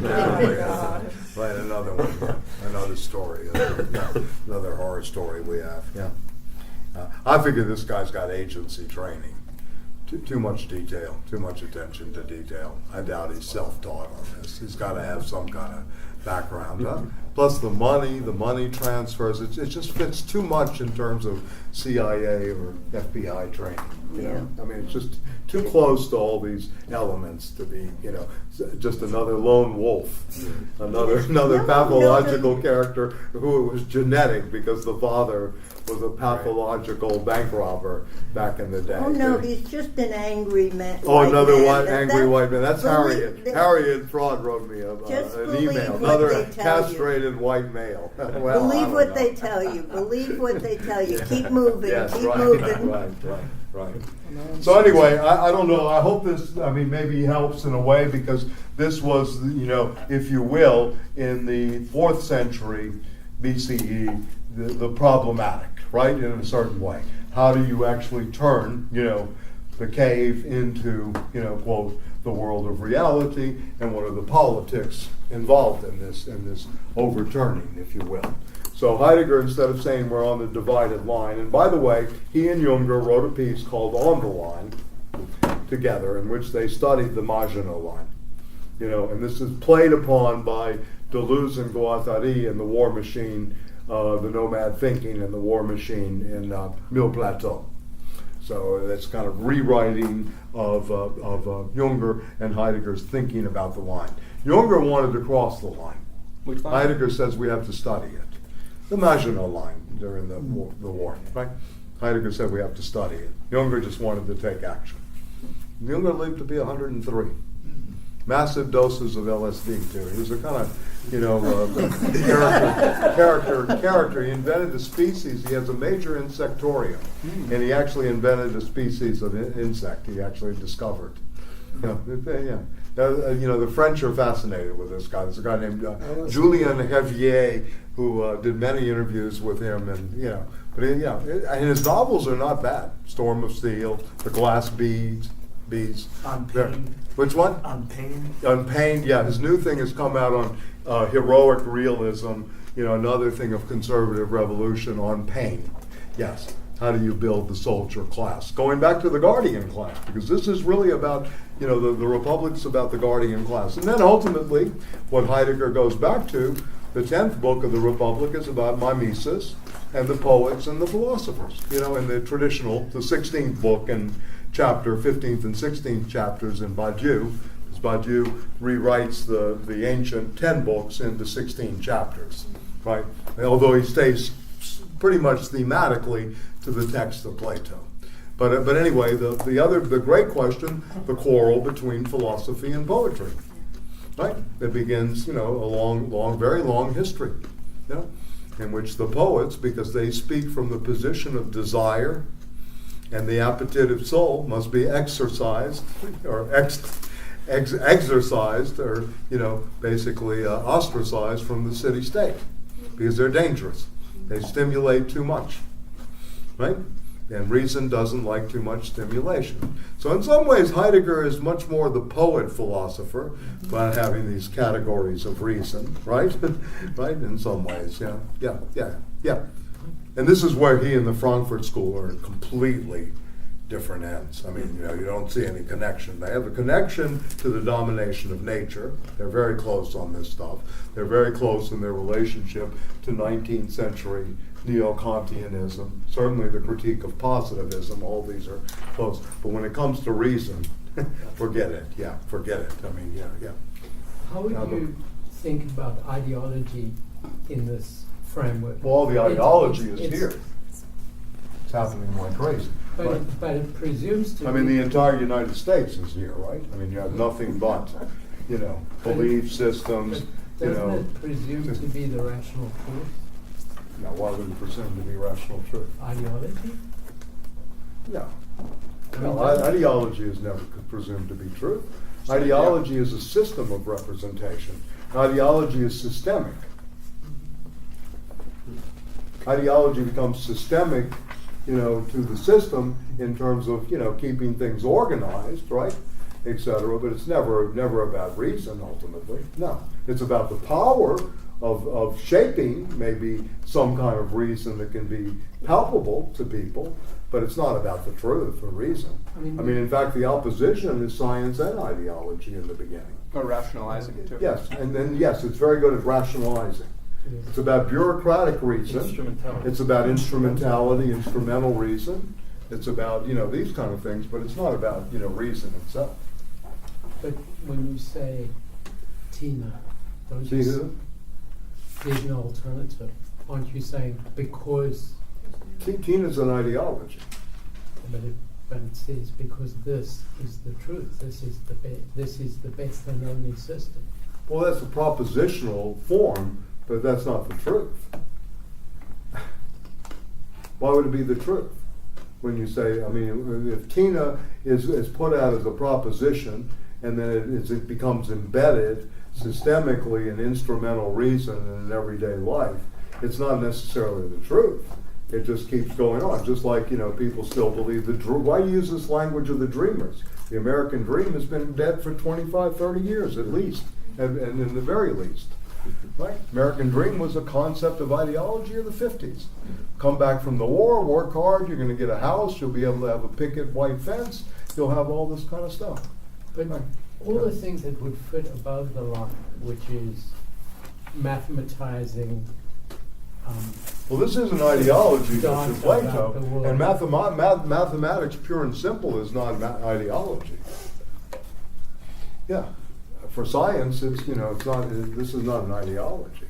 This is where someone like Bourdieu sees ontology beginning. He's very different than Heidegger in that way. We're going to talk about that a little more when we get to the section on Cartesianism. I'll come back to this because it's important when we do Descartes and we look at universalis mathesis as part of our epoch, if you will.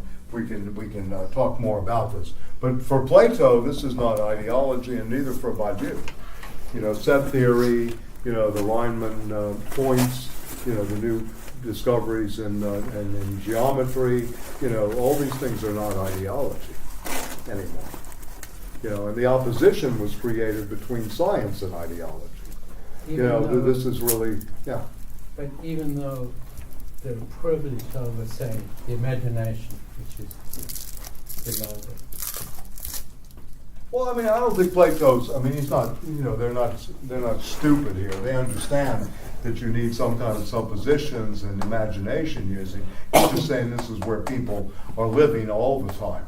There's certainly imagination being used in mathematics. There's certainly imagination being used, and it's not to be read, in a completely linear or point by point, a thing here. This is a kind of thing that's in movement, and you're basically turning this upside down. Hypothesizing exists down below. Hypothesizing is really below, right? Until that hypothesizing becomes, the reality, you're still in the world of, quote, the cave, or the world of appearance, And he never says anything about the truth here, right? He talks about reality, right? The truth is a different thing, and that's a very long story in the history of philosophy, and something that Heidegger wants to get away from with aletheia when he uses terms like undisclosed, uncover, disclosure. All these things are, and also deconstruction, undoing what's been constructed in order to reconstruct it. There's always this, the destruction in German is a positive term, especially in German philosophy. I'm called destructive all the time, in the union, right, or in the academic things, and I say, oh, that's good. In German, it's a very positive term. Thank you. Yeah. Anyway, but I mean, destruction is a positive moment. You're kind of dismantling as you go through this, right? You're undoing this. So I mean, the Heideggerian will go back and reread this in terms of, what can we retrieve of this that is positive for us today? So there are layers of truth here, right? They become layers of truth. And how do you uncover? How do you, and again, it's a reading strategy, but it's also a strategy that plays in the world, in the everyday. How do you uncover the phenomena of everyday life? How do you read the New York Times? How do you read the New Yorker? How do you read New York Magazine? How do you receive images on an everyday basis? This is all part of, quote, the cave. Is that where Rorty was coming from? Rorty was coming from in his writing on pragmatism? He was using this as an approach? Yeah, he may have been using, in the consequences of pragmatism, I think he wanted to look at what the pragmatic tradition actually forgot, right?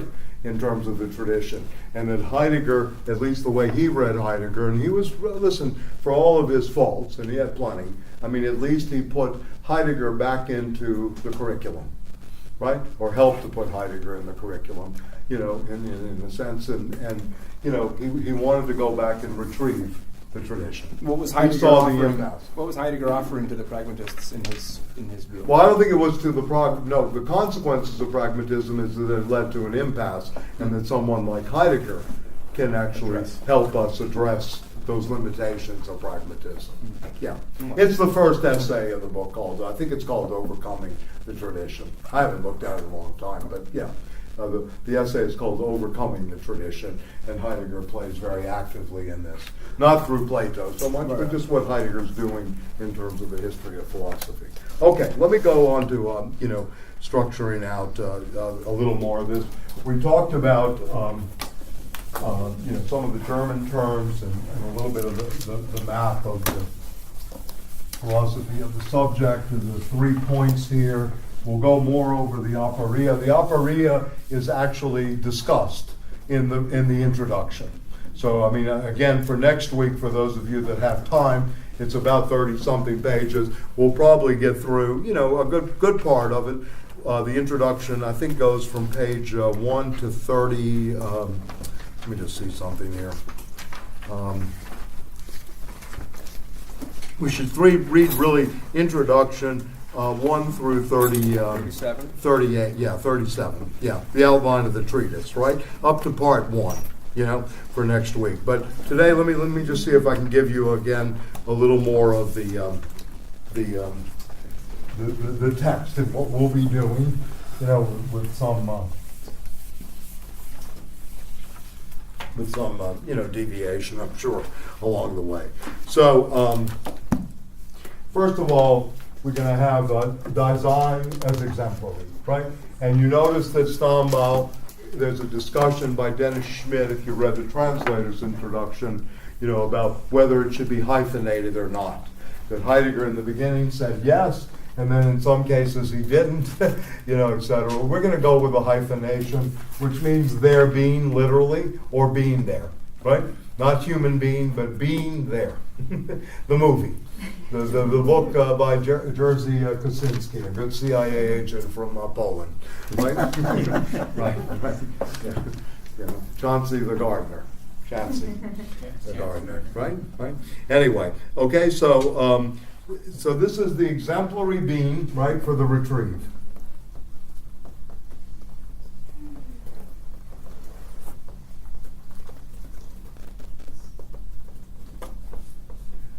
to recapture the understanding, right? So in the one, we're going to talk about the idea of fundamental ontology. And again, this is for you to use as outline purposes, if you will, before we go into depth. So the outline, or idea, if you will, of fundamental ontology, right? We're going to talk about prejudices. How do we overcome prejudice? And Gadamer, of course, says there's no interpretation without a prejudice. One of the models of truth and method.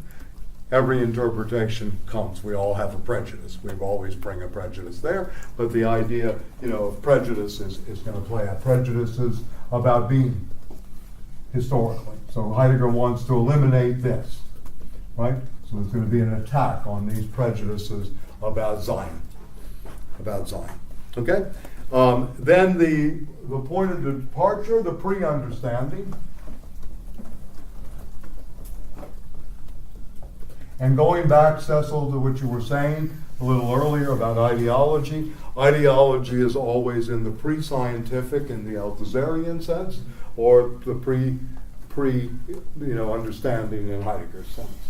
And this pre is very, very important, right? So we have the pre-understanding and the point of departure for the retrieve. So we're not going to deal only with starting points. We're going to deal with points of departure. Like Marx has arrived, he says that now my point of departure is. Heidegger has a similar way of working. My point of departure is going to be the point of departure for the retrieve.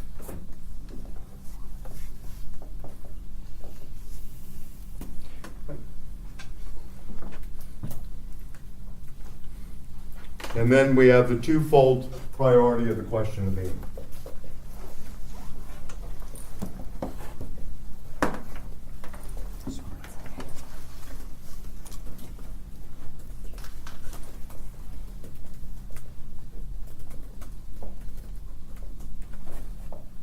This is all going on in the first section, right? And this is page all the way from 1 to page 13. So we're going to discuss that. Then, going back to the question about Husserl, the idea of transcendental phenomenology and being in time. So number 2 would be the idea of transcendental phenomenology. I'm not going to have time to do all this. We'll be here till 7 o'clock if I do all this today. But anyway, the idea of transcendental in being in time. And this is a term used by Husserl, Edmund Husserl.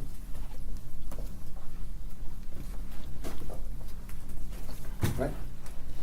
So, is phenomenology as being in time as a transcendental phenomenology? Is that what's going on?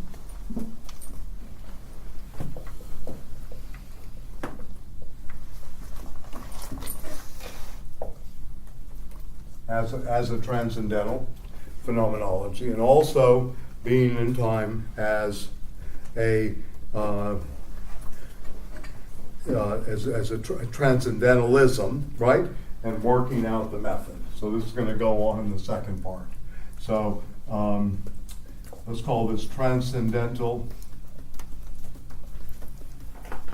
and not in the American sense, but the philosophy of transcendence, and we'll talk about that, the simple going beyond, right, of being in time, and then the working out of the method. And by the way, method, again,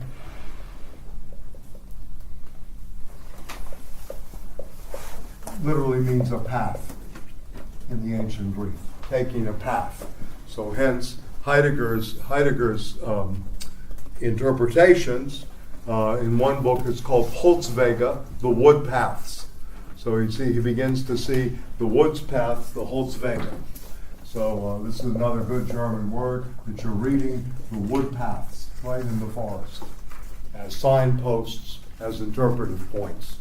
So he's going to, methodology, very important here as path, not the methodologies you learn for training programs in the schools. Yes? He uses the word surmounting. There's a passage here where he says Yeah. we have to surmount beings to reach being. Yes, yes, yes. That's the transcendence. Well, that's yes, and also the surmounting is to go from the ontic to the ontological, always. Okay, and I was going to do that now. I mean, because he hasn't really mentioned the ontic there. So you're working out of the method which is transcendental phenomenological. So I'll talk both about these things when we engage, the reading for next week, phenomenological. Okay, so this takes you through basically the first part of Da-sein as the exemplary being. It's only through Da-sein that we're able to interrogate this question of being, the meaning of being, and what's been forgotten, and do the retrieve. So it's coming through us in everyday life. It's not nothing more. Okay? So these are the two moments.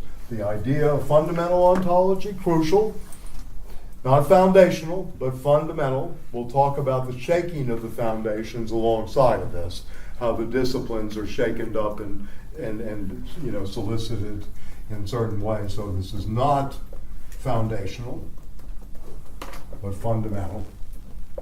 There's a big distinction here, right?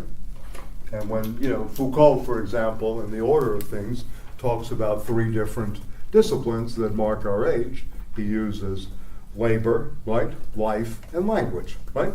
Political economy, right? Right? Biology, right? And linguistics. These are the three things that have taken over. For Heidegger, these are all regional ontologies. Botany, or biology, political economy, and linguistics are all regional, ontologies. And we'll go over what he does, Regional what? Ontologies. Regional studies of being. They're regions of consciousness, regions of thing. Sociology is very regional. Right. Tom knows this. Why he and Yvonne and all these characters at Pratt say, we're not sociologists. We're just in the department, right? Anyway. Okay, so these are the two moments. Then we're going to go on the second. This is all happening basically, I'd say in chapter 1 and 2, if you will. I probably shouldn't use Roman. Let's just do it this way. This is 1 and 2 of 1, right? And this happens to be the introduction. Okay? The next section, does everybody have this? No, I don't have enough space. I wanted to, again, map it out. Get the picture again. It's good to use the hand, man. I'm not, I can wait. I'm not in any rush here. Heidegger had nice hands. Derrida wrote a piece called "The Hand of Heidegger," because he made a remark about him. No, he made the remark. The Führer has such beautiful hands. I'm sorry. Yes, I'm sorry. It says no foundation. Not foundational. Yes, it's fundamental ontology, but not foundational ontology. Right? Yeah. You have to think of this again. Look, I'm using this word advisedly. A rupture in all thinking. Right? This is really a rupture, if you will, in all thinking up until this time. So he really wants to overturn all the disciplines, right? The crowning achievement of the king of the Black Forest, to overturn, all the disciplines in such a way that, we begin to think. We begin to get on the right path vis-a-vis, what's been lost in the way we've been going. Right. So this is a very revolutionary ambition here, to put it mildly. Very revolutionary. Yeah? In this way. Not in the sense of the Bolshevik Revolution or that kind of stuff. Yeah. Some of this sounds very, very similar to what Bannon claims to want to do, in terms of... Why is it similar? Well, he says he wants to disrupt virtually all hitherto... at least the politics, he considers himself, that's his task, is to be the great disruptor and to, overturn everything. Yeah, but he's not speaking about the history of thinking or the history of philosophy in this Right, way. he has no goal. And he has no presence in Right. terms of a major. I mean, there's a big difference. I understand how these people extract. You know, I mean, I understand it very well. Spencer, Bannon, and all this, how they take little things here and there, little pieces, and they put it together, and it becomes very palpable in a narrative to a lot of people. This is what he's saying. They use crucial words like disrupt, overturn, They use I'm a that- Leninist in this regard, and all this kind of stuff. But the difference here is that when you're reading Martin Heidegger, who has, literally, 50,000 pages written, destroying the history of Western philosophy in the positive sense and retrieving it, versus some jackass, that's sitting out, you know what I mean. That's one of the Mercer-funded people, in terms of, creation of fake news. I don't really see where the twain meets. I mean, they can take anything they want. They can go back and tell us, something about Diderot, and that's palpable, or Karl Marx. They can say this is what Marx would want. We're for the proletarian revolution. This is on the agenda. I'm sure. Whatever will keep them in power. But what? Right. Tell me. Yeah, but tell me what. Yeah. The difference, as you say, Bannon seems to have no goal, such as freeing up thought or freeing people. Well, I wouldn't call it freeing. No, It's that's more what I'm saying. enslaving because it's not. It's not his. I'm saying that's unlike Heidegger.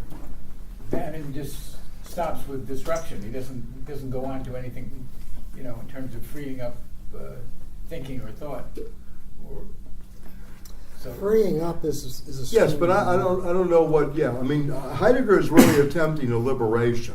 Right. I mean, it might not be the liberation that we're looking for in terms of a radical mass democracy or whatever, or on the road to, he doesn't use this kind of vocabulary.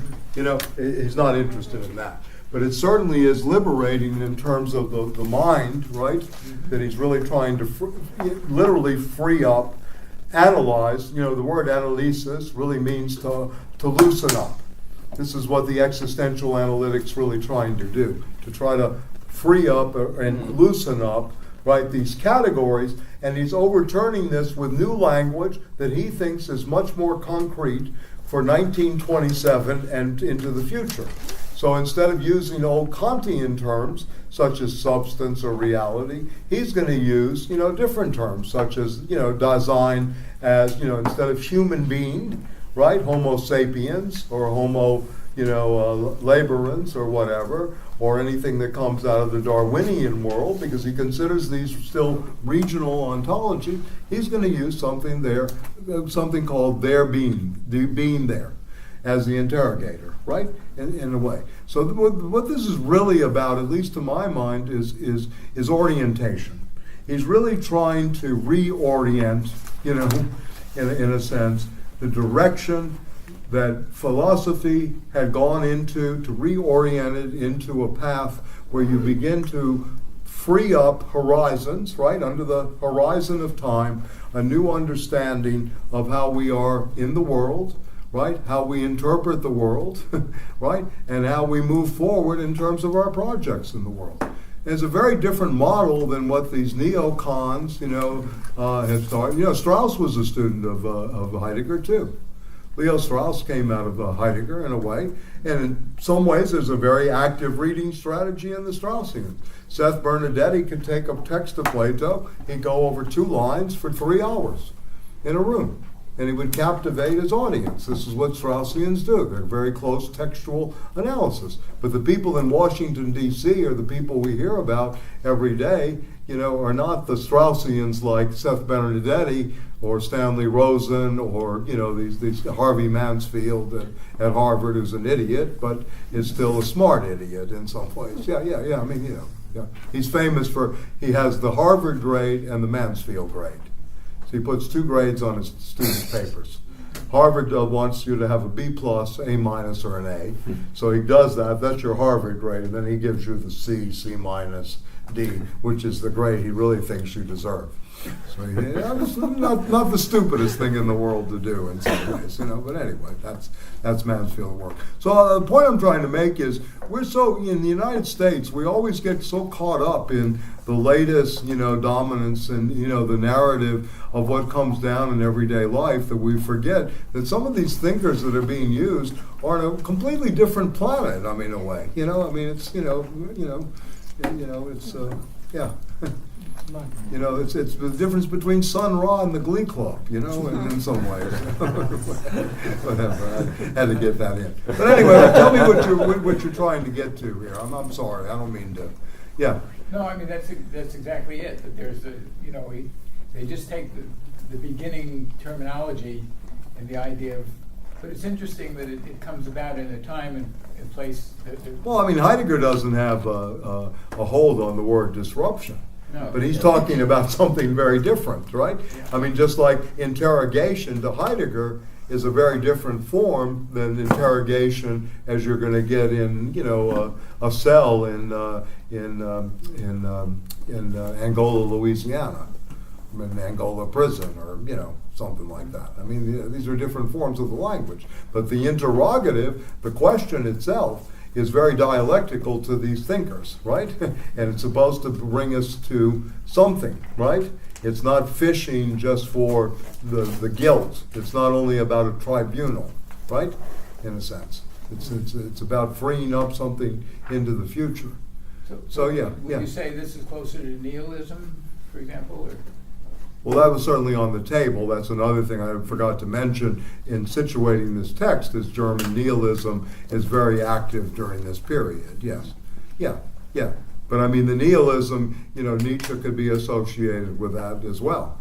I mean, and, Heidegger too, yes. I mean, that they were all part of this nihilistic tradition that came out of 19th century philosophy. So Nietzsche's way to overcome it was certainly to revalue all values.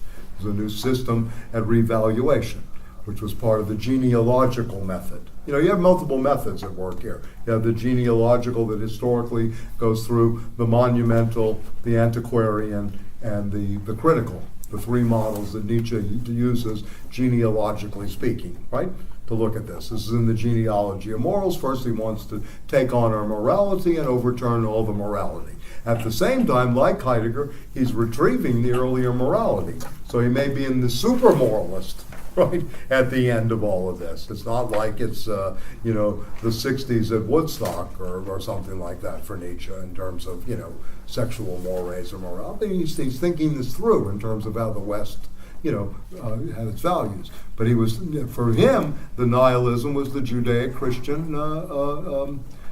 moment. Of which, unfortunately, a lot of the Marxist tradition comes out of the church. It comes out of the Christian moment. That we have to be worried about our neighbor. We have to be worried about, Jim. Yeah, but I was going to just go on about nihilism, but anyway, I'm sorry. No, it's for me, who deals in sort of popular culture. For your Da-sein. And use of language, language has become so toxic and almost meaningless.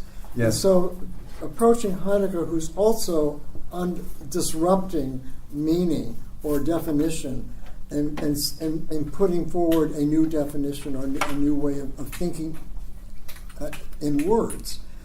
So I'm just trying to put together, you talk about, I talked about Bannon, I talked about the ordinary person who thinks of themselves as educated but lives in a popular cultural world has almost all meaning has been taken away. Yes. And in a sense, is that what Heidegger is trying to do with pushing forward and walking away from? Well, that's certainly the psychological effect. I mean, you read a book like Viktor Frankl's Man's Search for Meaning that comes out after World War II about life in the camps, or Primo Levi's periodic table, or something like that. That becomes the search for meaning to one's existence, right? I mean, this is a very crucial thing. And I mean, the old Kantian problem, who am I? Am I alone? What am I to do? You know, what is man? You know, he problematizes this in this in this piece that we were supposed to read for today. So, I mean, all these things, yes, he's very well aware of this. He's very well aware of the level that language has been bastardized. And I think one of the ways of taking him away, which the Derridians did very, very, I think, effectively in some way, Derrida, Jean-Luc Nancy, Paul Deman, etc., is they pointed out Heidegger's fighting against the bastardization of the German language for the propaganda purposes and the confusion of meaning during the 1930s and 40s. And this is one reason he didn't stay. You know, Heidegger was for the stormtroopers. He was for the Sturmarbeiter. You know, he was for that. He was more for the brown shirts. You know, when the National Socialists came to, he didn't want any truck with these people. He said that Hitler and Goebbels and Himmler, etc., don't represent National Socialism. It's not that he wasn't a National Socialist. It's the thing that these were little people in the feet of something that he thought was much greater. And for him, the encounter was with planetary technology. That there would be a government, a spirit, an educated populace that could actually encounter this. On the Marxist side, in England, you had people like J.D. Bernal and others who were creating an aristocracy of scientists. They said, we have to lead the people. Brave new world, you know. So you had this on the other side, that kind of elite, right? So this was a creation, you know, both being very fearful of what Heidegger called the dictatorship of the they, or publicness. The dictatorship of the they self, which leads to, as Tom Wells knows, instrumental and bureaucratic reason, right? And this is what they have in common with the Frankfurt School. You know what his thinking has in common with and mass psychology. Gustave Le Bon, who's conservative. Freud, the ego and group psychology, or the ego and what's it called? Group psychology and the ego, Massen psychology and ego analysis, I analysis, and mass psychology. You know, he studied group behavior, of which Reich actually replies mass psychology of fascism, and how the mass and building these kind of non-critical masses, you know, because I think a task of the left, going back to memory and all this, is to build a critical mass. If you don't have a critical mass and you just have a mass, Steve Bannon's, your man. You know, I mean, I hate to say it. You know, you're his, excuse my language, bitch, right? Because you don't have any education. Yeah, that type of populism is about building the they. Yes, indeed. Yes. You have this right populism that's going on. Heidegger's against this populism. He's against this dictatorship of the day. The dictator. I mean, the bureaucratic rationality. He's against reason in general. He thinks reason is a byproduct that doesn't really work. In some ways, he's like Strauss, the Straussians, they're not really for the French Revolution in some ways. They see that as a disaster. And the dialectic of the Enlightenment, in another way, sees it in a different kind of light. Not maybe in disaster terms, but in terms that are much more dialectically, and it's not so positive that, the Declaration of the Rights of Man led to a better, world. Yeah, I mean, I'm just saying, this thinking. But you see it in Stephen Miller, for example, who is a product of postmodern education.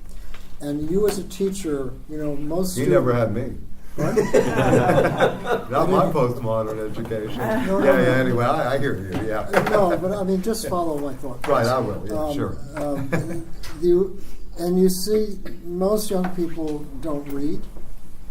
No, I know. Are having a really hard time learning how to think or reflect. Right. And the challenge of a teacher is to try to excite that. And yes? Yes, of course. So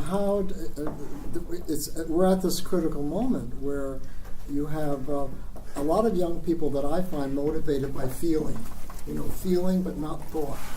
They name their feeling, but they haven't thought through and don't have. So the role of Heidegger in that kind of context is what? If you understand my question. I don't really. I don't know how I can translate Heidegger into people that just are motivated by pure feeling. because, again, you have to have the ears to hear, you have to have the desire to want to be. And it seems to me that the questions you raise about these things are really questions of desire, not questions of really, I think you read, and they're good questions. I mean, it's very valuable, and I think about this all the time, because essentially in the classroom at a place like this, I'm a reading teacher. I'm teaching people how to read, because your average university student's on probably from 15 years ago at a 9th grade reading level, and probably in my case, and some people in this room, at a 4th or 5th grade reading level, right? It's problematic, very, very problematic. But I think you're raising questions of desire. How do you reach sensibility? How do you reach, basically out? Yeah, Arto, yeah. No, I know you've so been- maybe this will engage with your point is, I remember reading somewhere that Heidegger said he's against the mediocrity of the average. And that was Well, his yeah, critique of everydayness liberal brings you society. into averageness and In mediocrity. other words, That's what the people are much more- dictatorship of the they-self that is. People are much more capable Yes, of right. excelling, like not being average, but they're forced into this existence of the average. Right. Where like you just do enough to, learn how to do a job as a professor, and you Right. just get tenure. So you just write enough, kind of mediocre. I mean, I do it too. Like, I've done it too. Like, you write these mediocre articles so you can get the tenure, and then you're like, yes, now I can, do my real work. But then it's like you can't, because you're already in that way of being, right? Right. And you're in, and then you can't Right. leave that, and so you remain like a mediocre person because you're average, and average is sort of like the worst thing for him, right? It's sort of like, like he went on and on in the Introduction to Metaphysics. I think like he hates the notion of the mediocrity of the average, and that to him that's the real problem. Right. Of Right. Of his I mean, you have society. in the United States right now, you have a dictatorship by the mediocrity, because the managerial class doesn't know what the hell they're doing, but they're very wealthy. They're playing out these scenarios that are affecting everybody in everyday life, et cetera. But this is what we're living under. I mean, that's a very in a radical sense. notion. It's also Yeah. narcissism. Well, yeah, but that's yeah. No, I understand. Yeah. I could tell stories along the lines of what you just said, but I have to keep mum. But what's happening in the Ivy League? I mean, isn't there a gap? I don't know. Brown's a 6-point favorite over Yale today in the football game. No, I don't know. Isn't knowledge still being taught at those levels? Well, I don't know if it's really knowledge that's being imparted. I think that people that go to those schools learn how to write papers. In high school, they go to the high schools like the St. Anne's or the Bronx Sciences, and they get a kind of training. They learn how to play the game. They don't really learn anything, because if you go to, I've been to apartments where people who've, gone to Harvard and have either PhDs, or they don't know anything. They don't know what's in the books on their shelves. They say, "Oh, are you looking at my books?" And I ask them a question about book. They never opened the book, or it's just sitting there. So I'm not so sure that knowledge is really imparted. Well, what we mean by knowledge today, too, because he's also, and again, another comparison since the Frankfurt School came up, he's very anti-epistemological, too. He's against epistemology. He's against the production of knowledge. He sees that as part of the techno-scientific project in some ways. So you're getting these factories that begin to generate knowledge. And it's like factory-produced knowledge. Yeah. Again, I can't say, I went to an event this week at an Ivy League institution, and it was in a field that I had studied. And what was presented, there were 3 papers presented and then a video. And I'm thinking, after 20 years, this is where the field is, because it seemed like a lot of it was rehashed. I didn't certainly learn anything new. Yeah, but again, Didn't I mean, seem like it was very I think unique. everybody There in was not this a unique room is contribution. firmly believes that, and firmly has Factory-produced observed knowledge, no. that we are in a most regressive state we have seen, in our lifetime, by far. That we've seen nothing like this in a certain way. The idiocy of Twitter every day, from the White House all the way down to the talk shows, where you can basically dream up Rachel Maddow's script from 1 to 2 years out from now. I mean, the codes are so obvious on all these so-called liberal, programs, right? Amy Goodman is now reduced to, she still does good things and intervenes, but it's repetitious, right? At this point, there's nothing that's really opened or really freeing up some thought. The Real News, which doesn't have much play, is lacking funding, although they do some good. I like Paul Jay a lot. Yeah. What He's a about good guy. Laura Flanders? Yeah. Laura Flanders to me is not the real heavy deal, but She's not a heavy hitter. No, her uncle was a heavy hitter. Anyway, Where's Who was he? her uncle? Alexander Coburn. Oh. That was her uncle? Yeah. I said was because he's dead. Yes, Chris. And then Cecil. I'm asking Yeah. about aporia, even though we're Yeah. not going to get into that. I remember. Well, the aporia is the beginning. Let me just do this real quickly since you brought up the word. Everybody has this. This is the first, the introduction. Anyway, aporia is brought up because of the sophist, right? The whole book is a meditation. I think it's 242a or 244a of the sophist. When the Eleatic stranger, the storyline here is the Eleatic stranger is in conversation with Theaetetus, right? And he basically talks, for manifestly we have forgotten the question of being.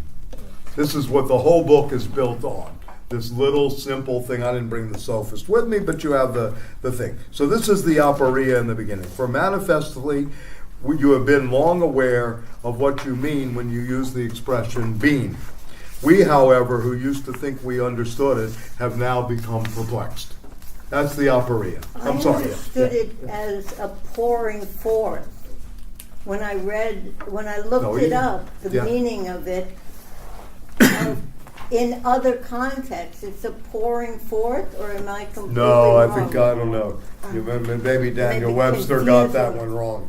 Maybe I'm confusing it with a word like it. Yeah, maybe so. No. Aporia or aporetic are part of the dialogues in Plato. They're called this in the dialogues, and I'll give you I've done all the dialogues, so in the sense of I've structured out periods on the dialogues. I like doing little things like this. So I have all the dialogues, and I have a section called the aporetic dialogues of Plato, and that means that there was no movement beyond what was on the table there.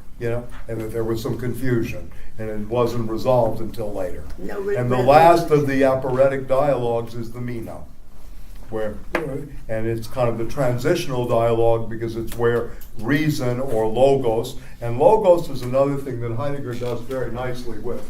And in a way, logos does not really mean the logic of something or the study only of something, but it does really mean giving an account of. So you can see he substantializes, right? Giving it an account, or giving it an account of and for something. So it's really like giving reasons, right? But not the And then of course the Christians, demolish this word. The logos, the word, right? In a sense. Okay? So yes. So this is the transition from the aporetic is when this begins to take a stand in the dialogues of Plato. And you begin to see this in the Republic. You begin to see this in the Statesman, etc. So yes, it really means an impasse. It's probably the best translation, or you really can't get through, right? Or you've exhausted the possibility of getting through. Maybe even, we would talk about a politics of exhaustion, and in literary studies, the literature of exhaustion, right? Chauvet. Yeah, Chauvet, right, exactly. Yeah, so that's what the aporetic means. Yeah. No, it doesn't mean pouring. Outpouring, no. Or my cup runneth over, or this kind of stuff. No, that's not what it is. Yeah, we'll get to that term. What gets you out of the aporia, in a sense, is ecstases and temporality for Heidegger. We can begin to see this kind of dialectical movement, if you will, between the temporal ecstases and the aporia. Right? This is very dense stuff. This is worth listening. For me, I've studied. I first encountered Heidegger I think it was 74. November of 74, in a basement in the Milton Eisenhower Library in Baltimore, Johns Hopkins. And the professor was an existentialist, very, very bright man, could really hold a beautiful, beautiful seminar, and Heidegger was on the reading list. And it was great. There were many psychoanalysts in the room, students, graduates. It was very, very productive for me. That's the first time, and we read passages, just a couple of passages, being towards death in this class, and then went on to Sartre and all of that. And then I took to Heidegger, and when I started to study being in time, and I studied at the time that Rorty, but there were some Heideggerians, luckily, at the schools I were, and he kind of opened up, the whole "be here now" movement, was actually part of Heidegger in the background, of what was his name, Baba Ramdas? Right? Yeah. Huxley, here now. Yeah. Richard. Yeah. I want to try and defend Heidegger. I'm not attacking. No. In terms of what's been said, Right. You've made it clear that there are many ways of taking this. There are many directions that can take this. Yeah. But to me, when I hear that Steve Bannon is using him, my reaction is just stupid. It's not worth spending any. Look, anybody can Google quotes from Heidegger on, this. Anybody can do this. It's just stupid. This is not thinking, and this is not reading. And my value of Heidegger is in this whole question of recovering being. I see him as a crucial sort of line of thought that if it's not embraced by the environmental movement in some fundamental way, in terms of a healthy relationship to the ecology, it's never going to succeed. This, we talk about this all the time, the instrumentalization of nature, the instrumentalization of people. This comes out. Fundamentally, if you pursue this whole idea of recovering being, you can't come out anywhere else. I mean, this system couldn't survive if we didn't instrumentalize nature. It's this question of, is a mountaintop something sacred or something you cut off to find coal? Yeah, you want to say something? No, well, to go off that, and then with Heidegger, you have a way of bridging those concerns of environmentalism with kind of the mode of not the ontological, the ontic mode of being in everyday life, where language becomes degraded, the standardization process in general. That would be one of the lines in which the Frankfurt School and Heidegger meet, this leveling process. Oh, there are many Yeah, and then you have a very interesting way of seeing how this is also symptomatic of this forgetting of being.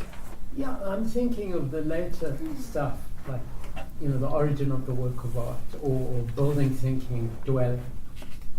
Where these ideas, if you sort of take that stuff seriously, then there's no way that you can buy into the system. Where nature is just, it's a thing and it's a tool. Standing reserve. Yeah, no, absolutely. I think post-World War II, I mean, we're reading the book that's in the 20s, but post-World War II, there's no greater thinker on the environment than Heidegger, beginning with the essence of technology. There's nobody close, Marxist tradition or anybody. I mean, he's the one that really sees, what this epoch is determined as. Yeah, so and Tom just mentioned a very crucial term, reverse stock. What's that? What? How can Bannon be quoting him? Well, he does quote him. I mean, I don't take that seriously. In all honesty, I don't really take what Bannon and Trump do. I know it's hurtful. I know it's confusing to people. But unless we get underneath this and start educating people, this is going to go on infinitum. And for me, it's not worth. What are you going to do? I mean, in a sense, they're going to do it this week. You may hear what's her name, Kelly. What's her name? Kellyanne. She's going to quote Simone de Beauvoir next week on the second sex and how much Ivanka Trump has studied this and understands women's oppression. I mean, nothing is beyond these people. This is the problem that we have at this point. This is the arrogance of the academic, though. What do you mean? With all What due do you respect, mean? no, Okay, with that's all all due right. respect. I knew you were going to get me today. I had to hear that word. I think it is an opportunity to Two? tell what it really is Oh, about. yes, of course. When they misuse it and corrupt it Yes. It's a time that But we little do this opening in the comes. classrooms, we do this in seminars and stuff. But it's not happening as a mass phenomenon, Jim. That's part of the problem.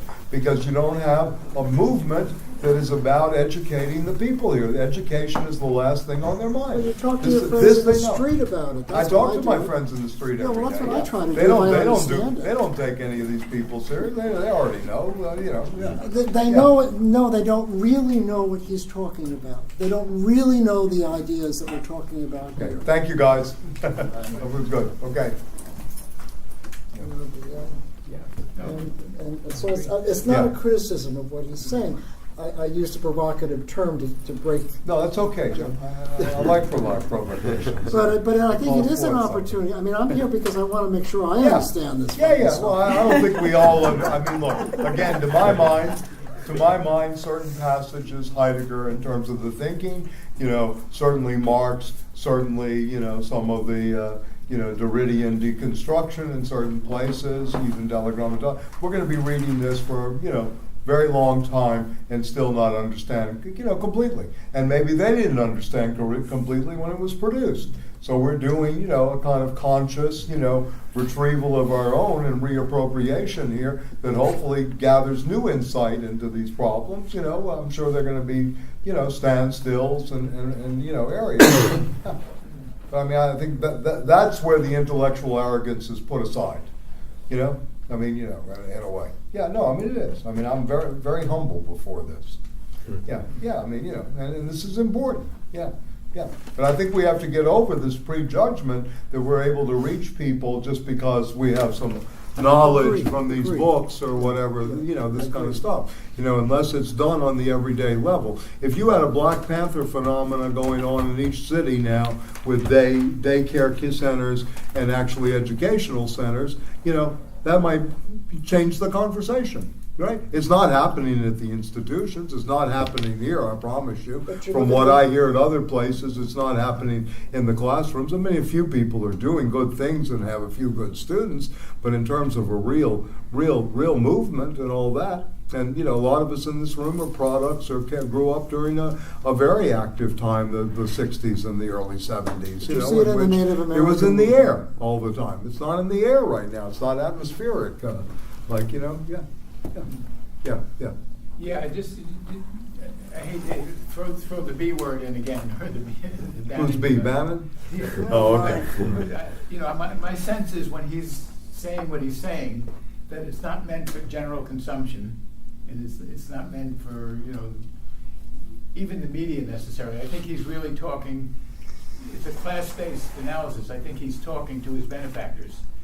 He's selling ideas. Yeah, well, I mean, look, when Leonard Cohen says the rich have the channels in the bedrooms of the poor, that means the codes are being spoken to certain audiences through the media all the time. If you watch CNBC, there's signposts there that are giving people tips on certain stocks, and they're playing to a certain kind of audience when certain people come on. You're hearing a different kind of audience on the talk show.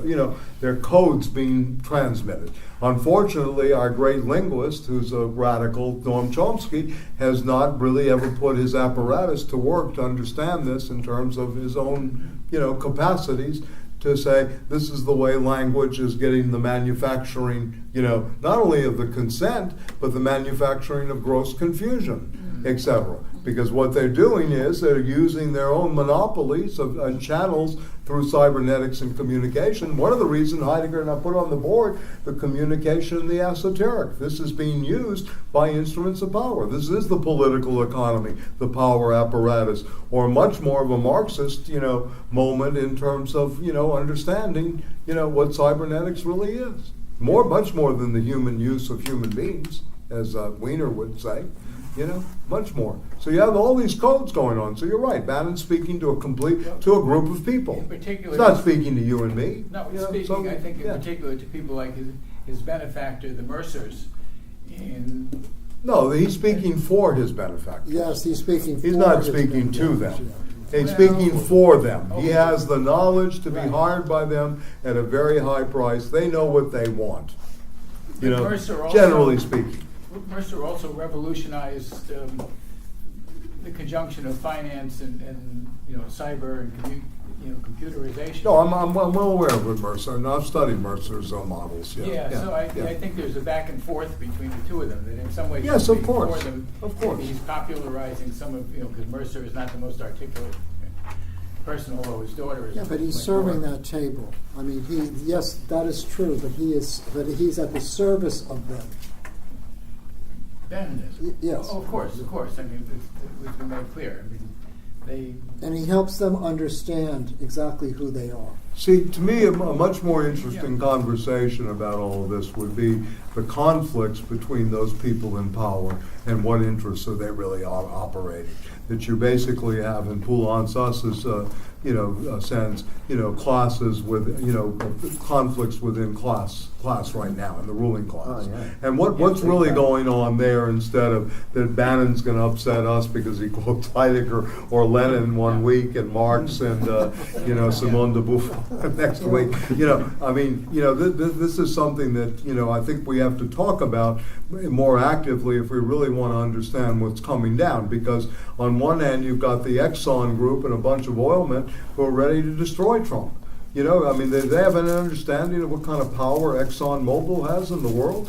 I mean, this is the CEO of Exxon that he's playing with. This isn't, Robert McNamara. What? I mean, no, seriously. And, or Wilbur Ross's relationship to Greek and Puerto Rican debt, and how that's playing out and why he makes these kind of comments. So for me, this is more interesting than worrying about Mercer and Bannon are one part, right?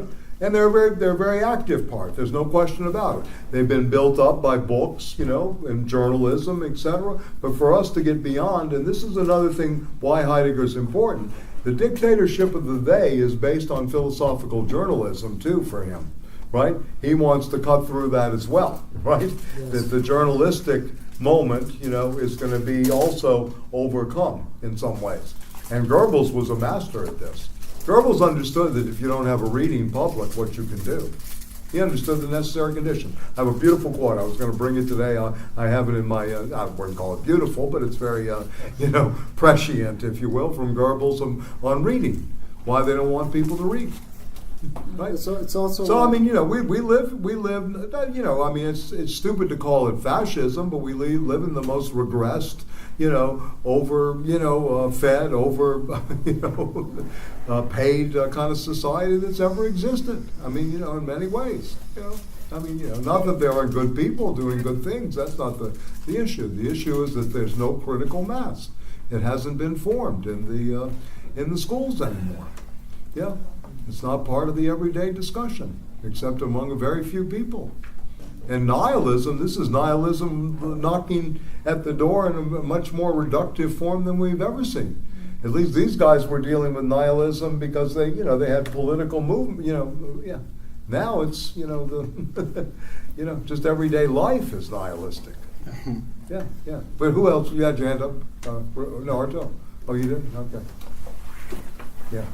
So anyway, I still think it's more important for us to look at, what's going on among the class fractions than it is to, just single out it's the Mercers or whatever. Because we're very prone in these times to think conspiracies, right? And they're always conspiracies, but they're multiple conspiracies, right? There's the Mercer-Bannon conspiracy. There's probably the Tillerson-Ross, et cetera, his group of people with the generals inside conspiracy. There's probably a military takeover getting ready in the White House now. If you're Secretary of State, who knows?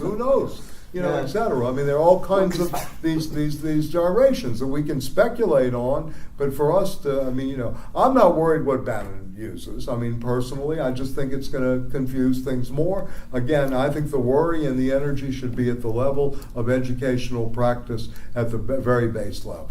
They're opening the People's Forum, I guess you guys know about this, on 37th, 38th Street. It should be open in another I guess, 3-4 months. It's Michael Ratner's widow, Karen Renuzzi, has gotten a hold of a building from her brother-in-law, is my understanding, and they actually are hiring people now. They're looking for a general manager to manage this left organization. It's near New Perspectives on 37th Street, but it's on between 8th and 9th. It's a large building. She has this, to me it's idiotic, the metaphor. It's one, she wants it to be a leftist WeWork kind of space, you know, or whatever that is. Yeah, I haven't, yeah. But anyway, if this could be a space where you begin to have real gatherings like we had intended at the Commons, right? Like the Brecht was for some people over the years, it's a starting point. You know, the Commons, you know, nobody goes there. I mean, you know, on a regular basis. They don't have classroom space. Those little cramped things. We'd be, you know, out the door today just with a small group like this. You know, I mean, yeah. So, yeah. So, I mean, to me, this is where the important struggle is going to go on. Okay, let me go back to okay. So Heidegger's quoted by Bannon. We know this, right? He's probably going to be quoted by Bannon 10 times in the next. Yeah. I mean, they read these people. You know. I mean, the fourth wave, as you know, and Arto knows this, is Putin's philosopher.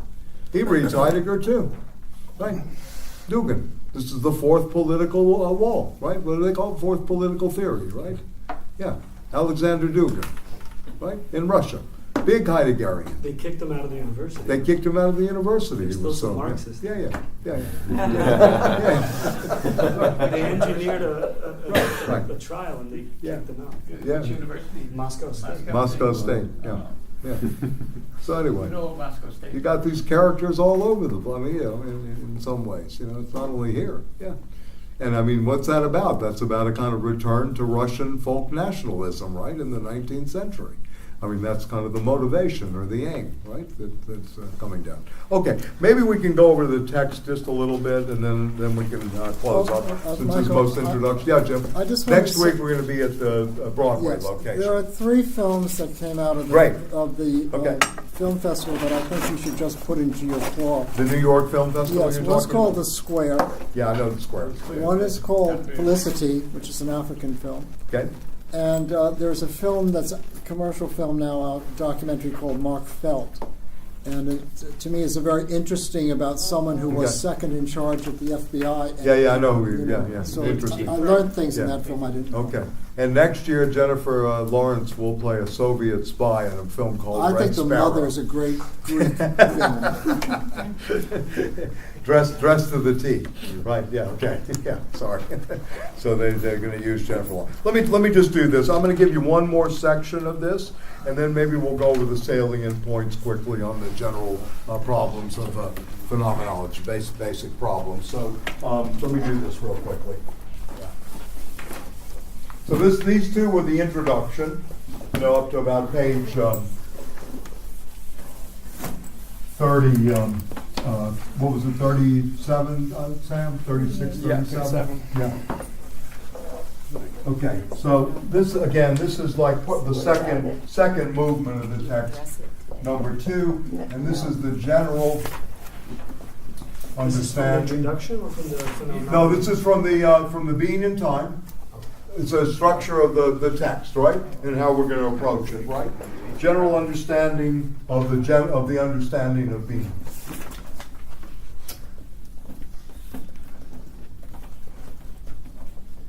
And I'm going to try to weave, you know, when we do this, this will be one being in the world from the diagram earlier.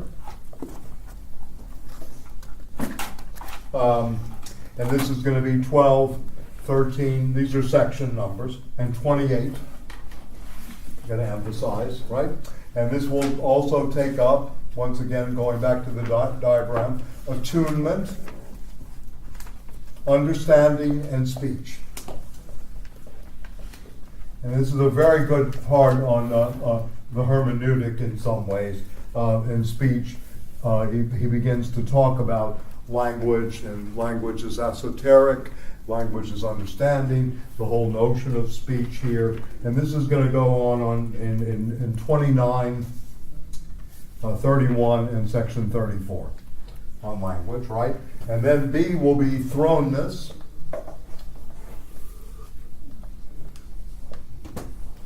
thrownness,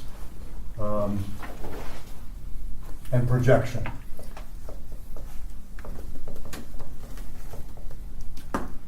And this is going to be section 29 in particular.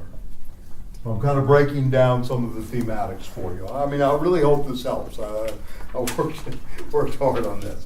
Okay, so number 2 will be care, right? And then we're going to have sections 41 and 42 for care. And we're going to see everybody knows what heuristics is?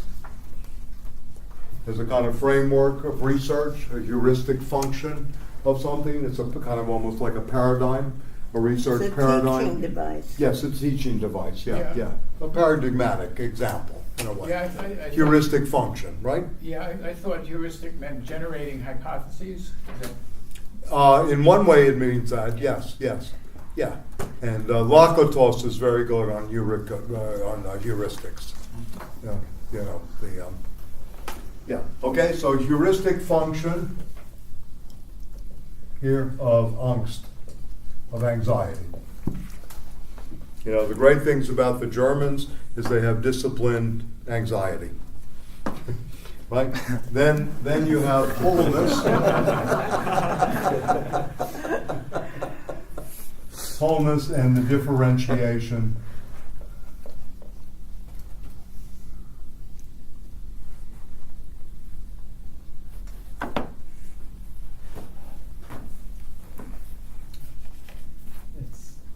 It's Marx's definition of the Germans. The Germans fear the Germans. They have what? Of care. Why the EU was established. Right. And then we have the self and being in a world, number 3 under 2, or B or C, if you will, self and being in a world. And again, I emphasize being in a world, going back to the earlier structure. And then finally, temporality, well, the self and being the self and being itself, right?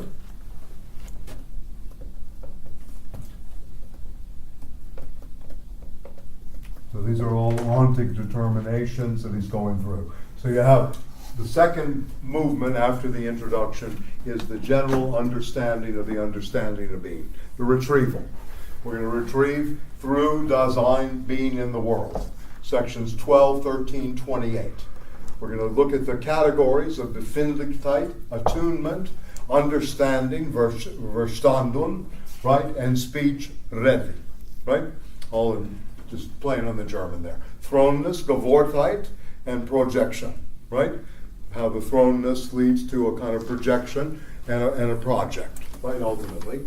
And for those of you interested in this or want to do comparative essays or interesting stuff thrown around this, you can look at Sartre's notion of the project too in Being and Nothingness, and later in terms of how he uses this in his existential psychoanalytic studies, which are 4 figures, by the way, beginning with Jean Genet, Stéphane Mallarmé, Baudelaire, and then finally his big book, The Idiot of the Family, which he considered his masterpiece. I don't know why, but anyway, the Family Idiot, the study of Flaubert. So Sartre is always looking at projection, vis-a-vis thrownness too. Whereas for Sartre, at bottom, it's not really aletheia or being that we're going for, but it's freedom. We're essentially freedom at the base, the spontaneous. Did you mean to say Sartre or Heidegger? Sartre. No. Heidegger freedom is letting things be as they are. The letting of the things being as they are. And all hyphen, the letting itself. Right? The Lassenheit, the letting of something going forward. So you have this thrownness and projection, and then we go on to care, Zorga, right? And this is an interesting, she'll talk about this, Zorga, in the beginning. Dennis, I think Staumbaugh talks about Zorga in the translator's introduction, that he uses Zorga, Besorgen, and Zorgen as different things, as care, taking care of, right, and concern. So we're going to see this kind of structure at work, right? And then we see the heuristic function of angst, right? Of anxiety and how that plays out. We also then begin to see how we come to wholeness and differentiation. Yeah? That if there's a wholeness to the Da-sein, right? It happens in this revealed, or unconcealed anxiety that gives it a project, that gives it ultimately grounded in care and taking care of things, right? And then how it differentiates, right? And then he goes on to self and being in the world, and then self and being itself. Okay? So this is all happening in the second part. And then, and this is 25-27. I'm sorry. Excuse me? Yeah. Is it all right if I just close the door a little bit? Because we're just trying to study ourselves. Yeah, no problem. Yeah. Thank you so much. Yeah. I'm glad they study at LIU. Yeah, So that's a new thing. We're good. trying to develop a new culture. Yeah, I'm glad. Yeah. So the self and being. So the next movement after this is temporality, the third part. So we're going to have temporality, number 3, right? So number 3 is temporality. I'm sorry, I should do this as C, D, A, B. So you don't get confused. And then temporality is here, right? And this is the horizon under which Da-sein is involved, right? For those of you really interested in doing retrospective reading or whatever, you can look at sections 78 through 83, which is the end of the book, which he engages temporality. And the great note on being in time, one of Derrida's more interesting pieces, which I wrote this time after time about that, is where the confrontation is with a footnote on page 410 of the book. It's a long footnote that Derrida writes, a note on a note in Being in Time. Is that the one on spirituality? No, okay. It's on now time. It's on of time. Spirit. It's on time. No, of spirit is trying to settle the Heidegger question. I'll put that up in a second. That came out in the 80s. Note on a note of Being in Time was in the 70s. Right. Yeah. Anyway, okay. So temporality. So we have the heuristic function of death.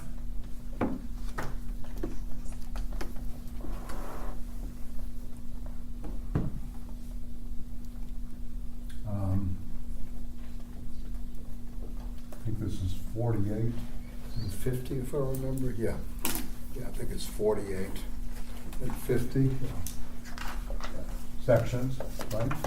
And then B, you have not only the heuristic function of death, but the totality. And Tom's no longer here, but to talk about the totality, the totality formation of being towards death, the totality forming.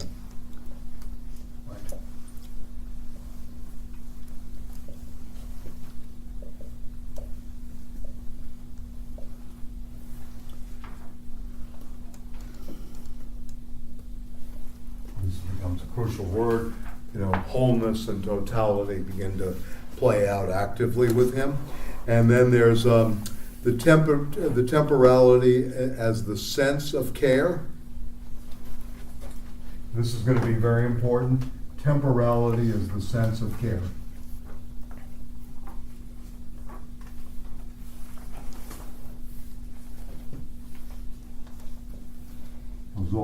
Taking care and concern, and its relationship to the 3 ecstasies, which are, of course, past, present, and future, are the 3 ecstasies.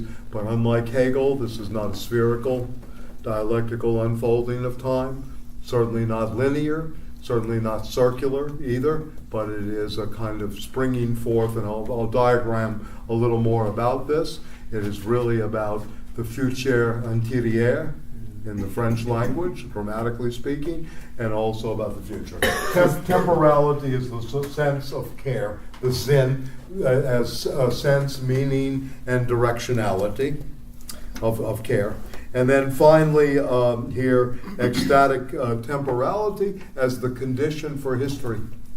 Temporality as the condition for history. So a historian that teaches only dates, etc., is out of their league with Mr. Heidegger or her Professor Heidegger. Yeah, so finally, ecstatic temporality. And by the way, ecstasis means to come out of the static, outstandingness. You're standing out, right? Projected towards the future, however, the past is here and the present is on this line. So it's a kind of very interesting, almost kind of like a martial arts kind of framework in some ways. You're moving out on this plane, but you're staying at that level, and there's something behind, right? All working at once. The temporal ecstasies. Yeah, ecstatic temporality as a condition for history. So I'll leave it here. This will be on history and historicality of history. Because he does do, and it's a shame Tom left, but we'll go back to this vis-a-vis historical materialism. Marx speaks of the poetry of the future in the 18th Brumaire. Heidegger is going to talk about ecstatic temporality. There are some connections, some interweaving here. The poet for Heidegger, as most of you know, is Hölderlin. Right? The poet of German Romanticism is Hölderlin. Hegel's best friend is Hölderlin. Yeah, right? With Schelling. They planted the Tree of Liberty together. And it's Hölderlin's homecoming, right? It's very important to Heidegger. And as you know from the reading from both of you, you read Introduction to Metaphysics too. The reading of the Antigone takes a point of departure from Hölderlin. Hölderlin actually either feigns his insanity or goes insane while translating the passage on Eros in Antigone. And he does this beautiful explication of what is man. This Kantian question that he brings up. Okay, so this is the first part. I have several of the ontic modifications. I'll do that next week. So those are the first two major sections here that we'll do: care, temporality, and the question of being in the world, and of course the introduction and exposition and the outline of the treatise. Okay, maybe I should go over as much time as allows of the handout, right? The basic problems of phenomenology. The reason I did this is multiple fold. Right? He writes this and is giving a course, with no intention of writing being in time, but you can see the overlap with this handout, the basic problems of phenomenology. This is from a book that's translated called the Basic Problems of Phenomenology. This is translated by Albert Hofstadter, who was at the University of California, Santa Cruz.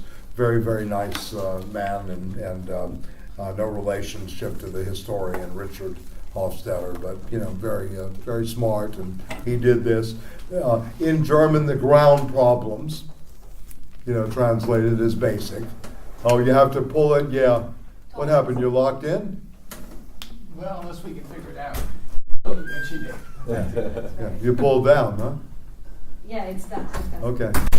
Yeah. It's going to lock again. Okay, no problem.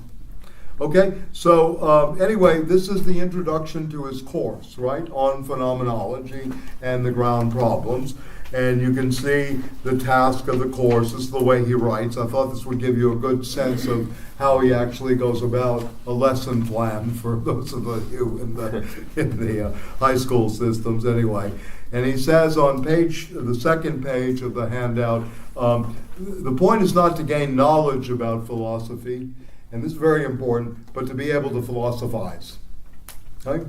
So you're not gaining knowledge about philosophy or the problem of knowledge, so to speak. You're gaining an ability to philosophize. And the introduction to the basic problems could lead to this end. And he says that these basic problems themselves are we to put on trust, etc. So anyway, he has three parts to the whole lecture. Concrete phenomenological inquiry that leads to the basic problems. How will we do this? Through the phenomenological inquiry. The basic problems, their systematic order and foundation, and the scientific ways of treating these problems in the idea of phenomenology. So he goes, right? The path of our reflections, how we gain the starting point, how should we select and circumscribe. You guys got to go? Yeah, you want to? In a couple minutes. Okay. is it then left to chance or arbitrary choice? Or in order to avoid the appearance, we have simply assembled a few problems at random. So he's trying to set out, how he's going to engage this this thing. Okay? So, if you look on page 3, the second paragraph, I'm sorry, they're not paginated, but if you have the handout. Did you hand this out last week? No, I sent it in a PDF form to everybody. You have it. It should have been the first. Yeah, the first one, or whatever. I'll send it again tonight. Yeah.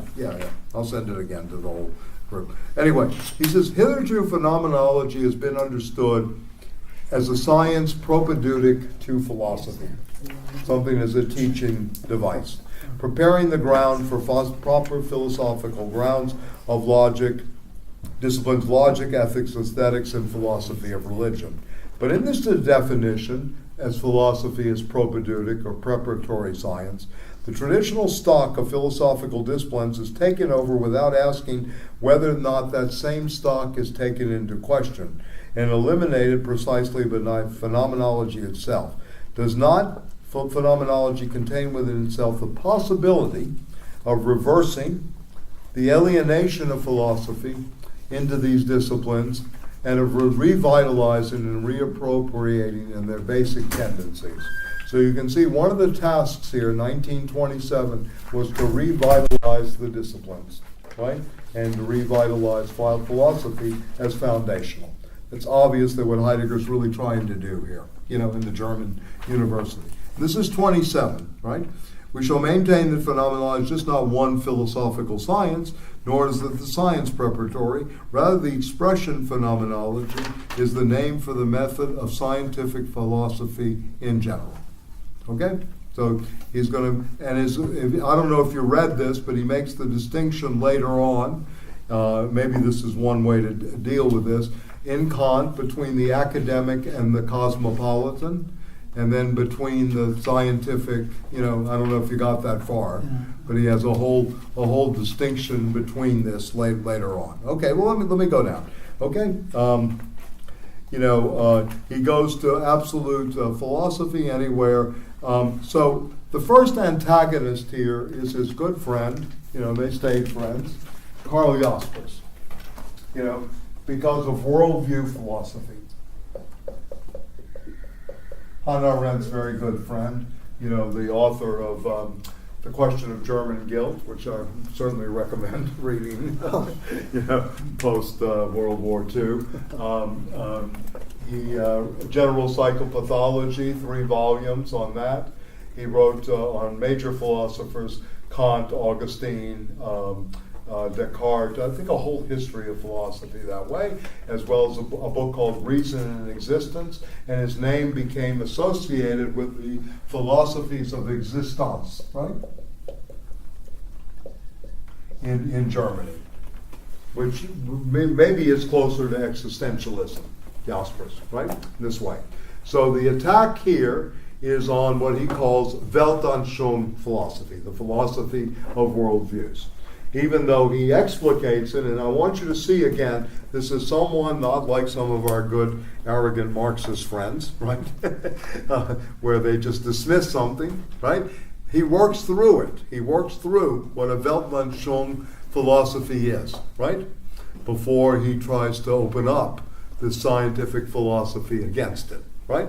So he's going on against Jaspers. He actually wrote Jaspers a letter that this is an inadequate way of dealing with philosophy. And what we were doing earlier, when you do with, at least according to Heidegger, this philosophy of worldviews is much more connected to philosophical journalism when we talk about these things going on in the world, right? It's a philosophy of worldviews that we're presenting, not really philosophy, for Heidegger, Yeah. You have a question? Bye. Have a good time. Thank you.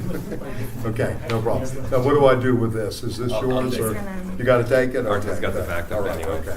I was going to go comb my hair. Yeah. And how about the microphone? Just take that back, right? Okay. Okay. No problem.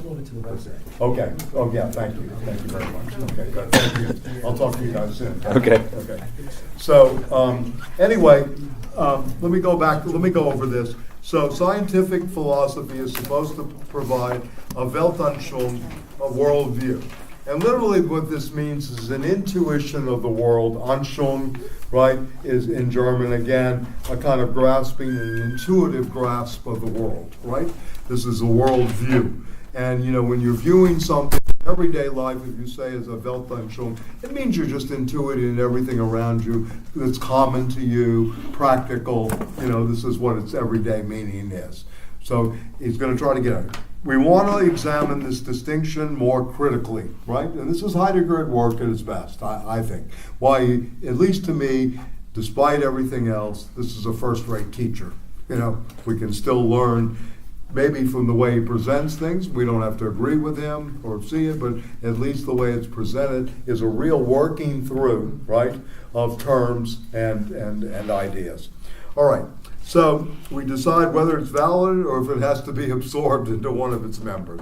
So he goes down. The concept of philosophy, the bottom of the page, is the most proper and highest result of philosophy itself. Similarly, the question whether philosophy is all possible or not can only be decided by philosophy itself. So again, part of the Brown problems of phenomenology, why he gives this course, is maybe to set up a new kind of foundation, if you will, for the disciplines, right, during this time. When Foucault writes Order of Things or the Archaeology of Knowledge, he's trying to open up new avenues, thinking, and new disciplines, right, etc.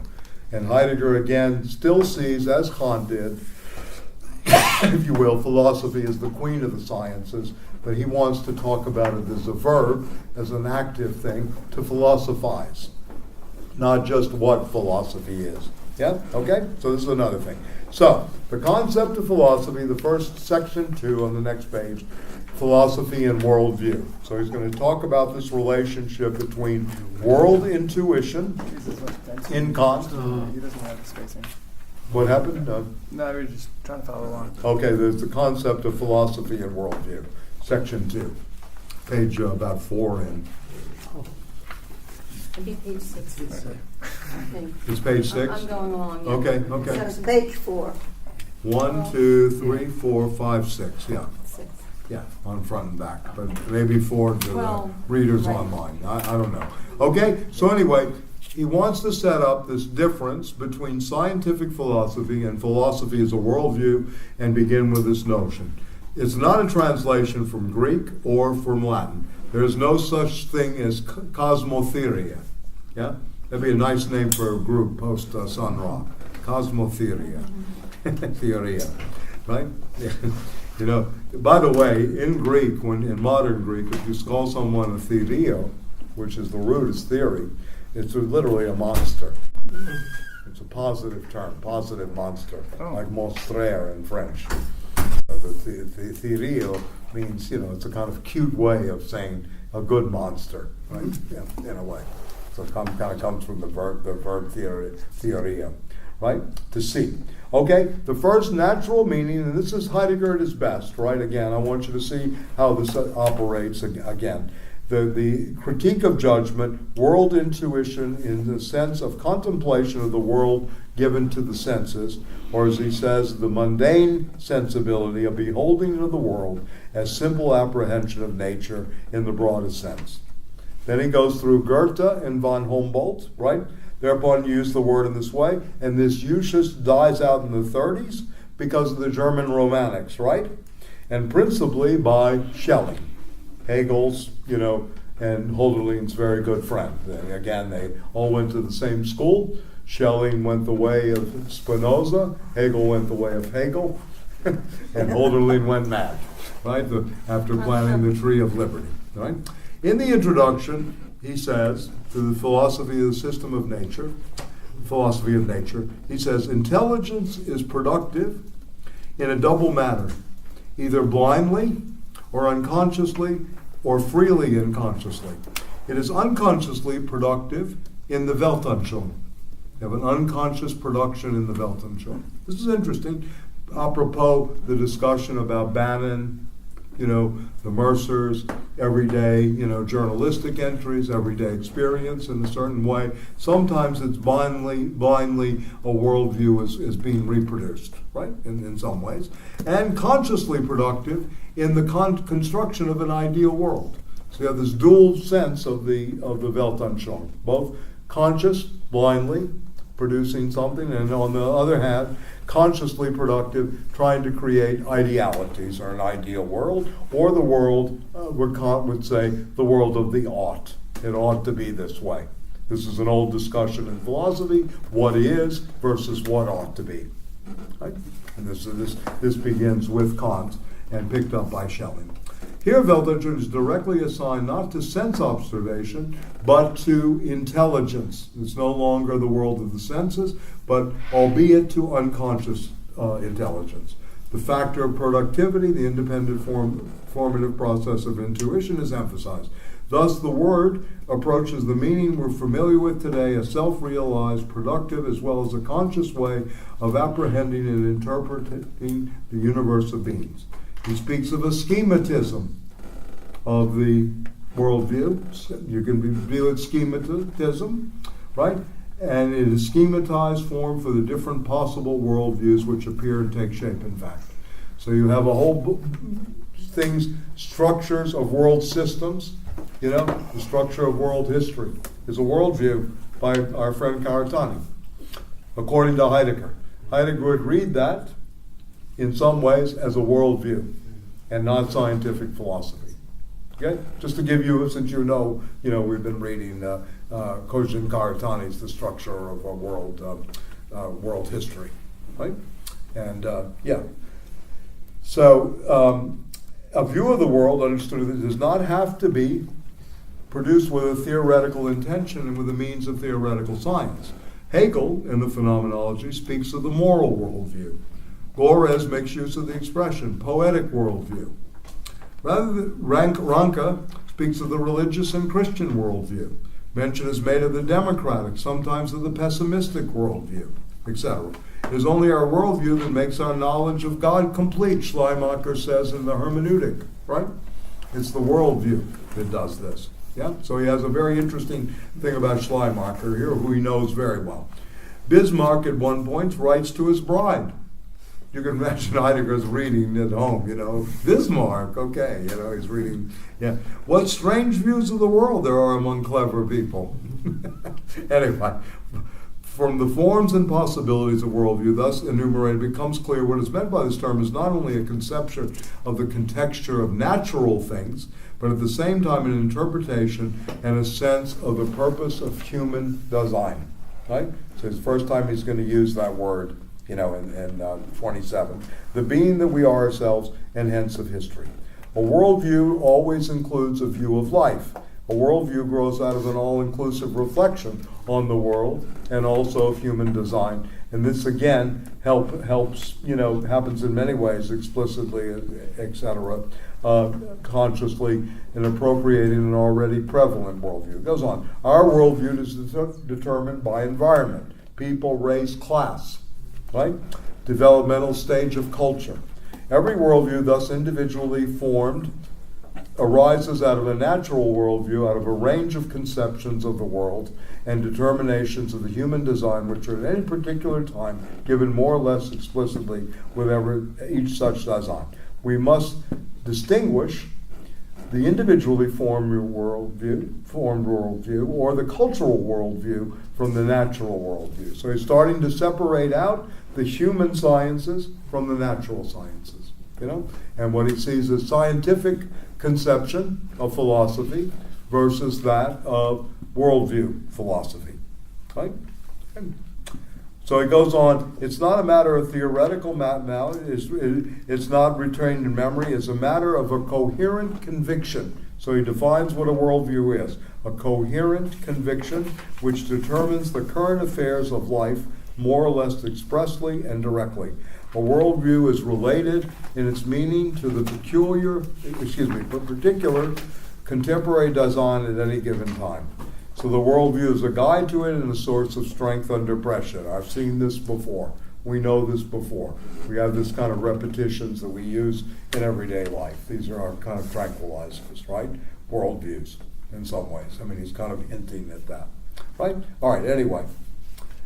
In his Psychology of the Worldviews, Jaspers, he mentions him, this is down the page a little bit, says that when we speak of worldviews, we mean ideas.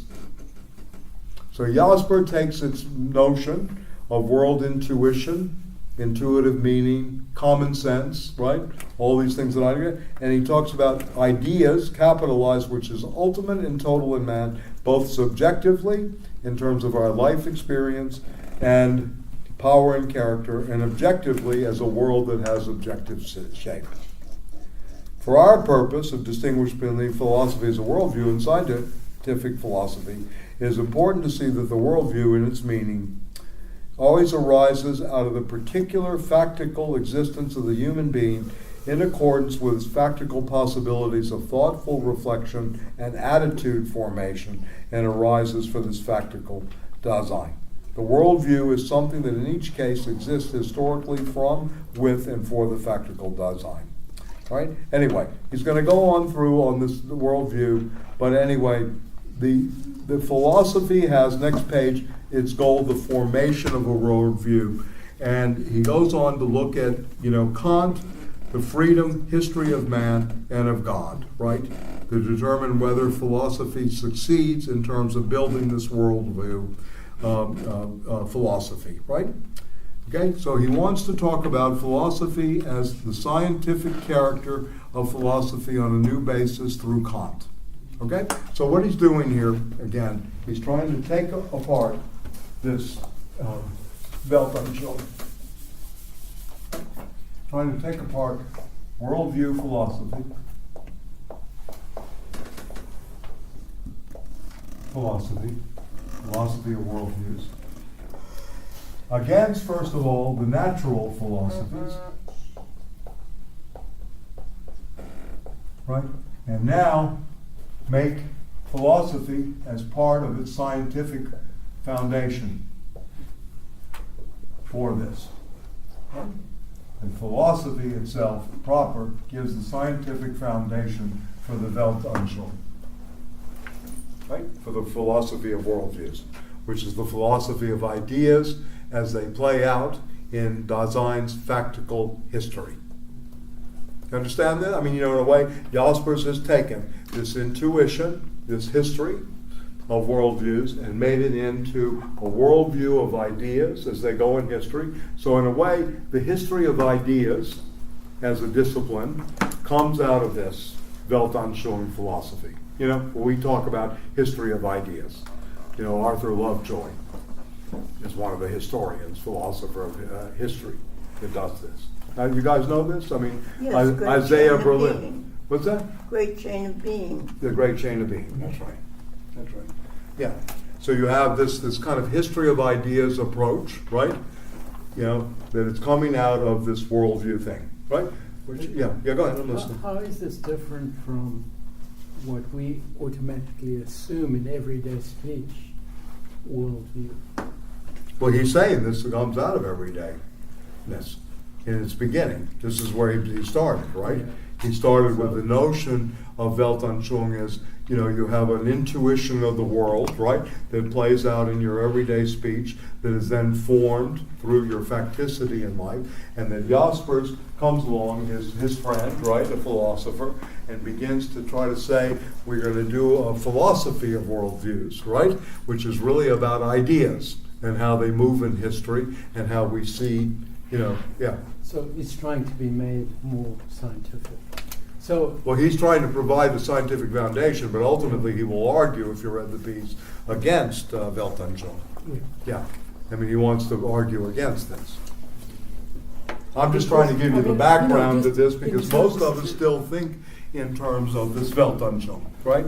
This is what he's saying. I mean, in terms of trying to understand it in today's context, there's a worldview that chooses certain things around, like this guy, this Las Vegas guy. So, I'm not gonna, what Harriet Freud wrote you, that, as a male, I can choose certain behaviors if I feel like my maleness or my status in society is being undermined. From a worldview of where I sit there and what appropriate behavior is to respond to that is part of a worldview that's governing how people behave. Yeah, I mean, again, I think he's. You want to say something, David? Yeah, we kind of skipped over, but the connection between Da-sein and worldview is interesting. He says, Yes. In this relationship to the Da-sein, the worldview is a guide to it and a source of strength under pressure. Yes, I read that part. Yeah. Oh, did you? Yeah, I did. It's okay. But go ahead. What were we going to say? Yeah, because that it isn't clear. It's like a chicken and egg kind of. Right. I mean, again, as I mentioned, these become kind of either our tranquilizers or maybe, as Cecil is suggesting, a kind of springboard to action sometimes, the worldview philosophy, right?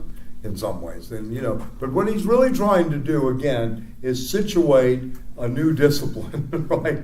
Again, to philosophize. I mean, what his intrinsic, and what the interior is, inner movement of this text is really to provide a new foundation through phenomenology, right? Showing its ground problems and how it can overcome a philosophy and a psychology of worldviews. This is where he's really trying to go here. Again, this is an example of this positive destruction, but very careful, going through the historical moments of when it comes up, how it plays out, how it's related to Da-sein, and then how are we going to overcome it, right? And what do we replace? Yeah. So is he suggesting in part that we might have a resistance to giving up a worldview because it is a guide? Yeah, well, I mean, Heidegger's all about we have enormous resistances, yes. Yeah, to a lot of this, yeah. Because it's a guide to action. And I mean, look, worldview in some ways, going back to the earlier discussion today, is about, what the mass does all the time. They bring a worldview to the table, right? They have no critique of what that worldview is, how it was shaped, how it was made, right?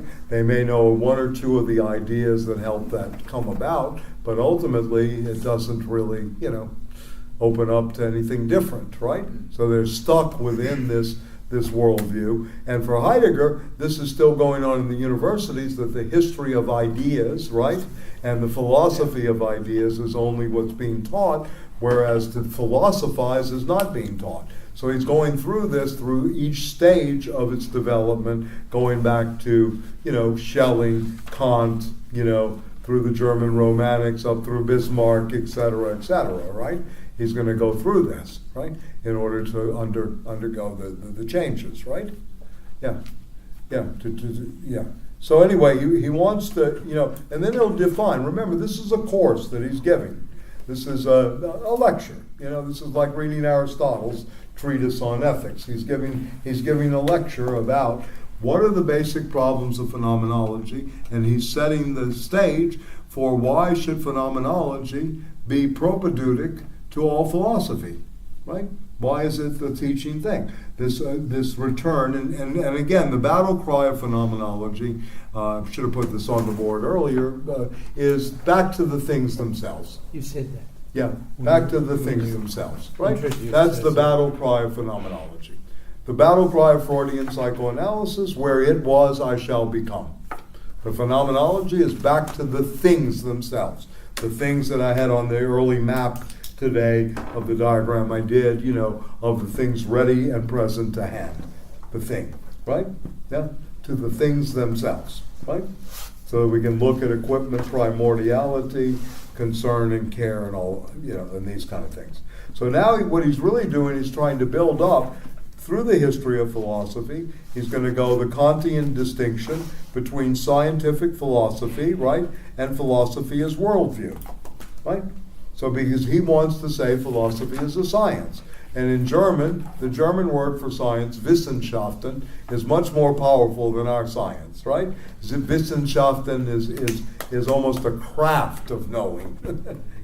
This is a great word in German, Wissenschaften. Yeah, this is the science of logic too, in Hegel, Wissenschaften. Right? Yeah. It's a craft. of thinking, very much like the craft analogy, techne, in Greek. You know, you can maybe even make some connections. I don't know, I have to look closer to Heidegger, but really the connection between techne, the craft of analogy, the craft of thinking, right, the craft of argumentation, and that of Wissenschaften as a science in the German, right? This is a new science. So he wants to do this as philosophy, as Wissenschaften, and Husserl has written, by the way, a piece before this called Philosophy. Some people in this room saw this piece. Philosophy is a rigorous science. We did this when I did Perpetual Beginnings, where we read a piece from Husserl in Phenomenology. And remember, phenomenology, and I was going to go over this next week because it's important to the method and to the introduction. You know, phenomenology is always a suspension of the natural standpoint, how we naturally see things. It's a suspension of our natural attitude. You know, you have to suspend the natural attitude in order to see phenomenologically in the Husserlian sense. You know, you no longer bring how your attitude is shaped by the worldview to the table.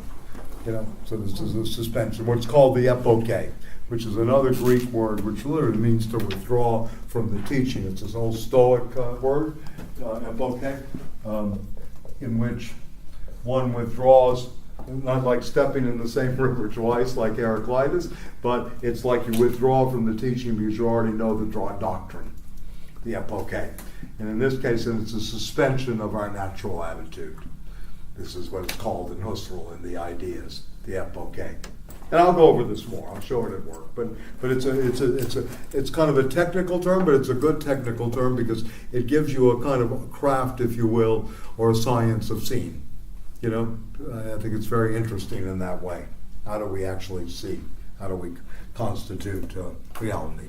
Okay. That in architecture is when you darken the structure, so you just see the space. That's referred to as epoche. Right. Okay.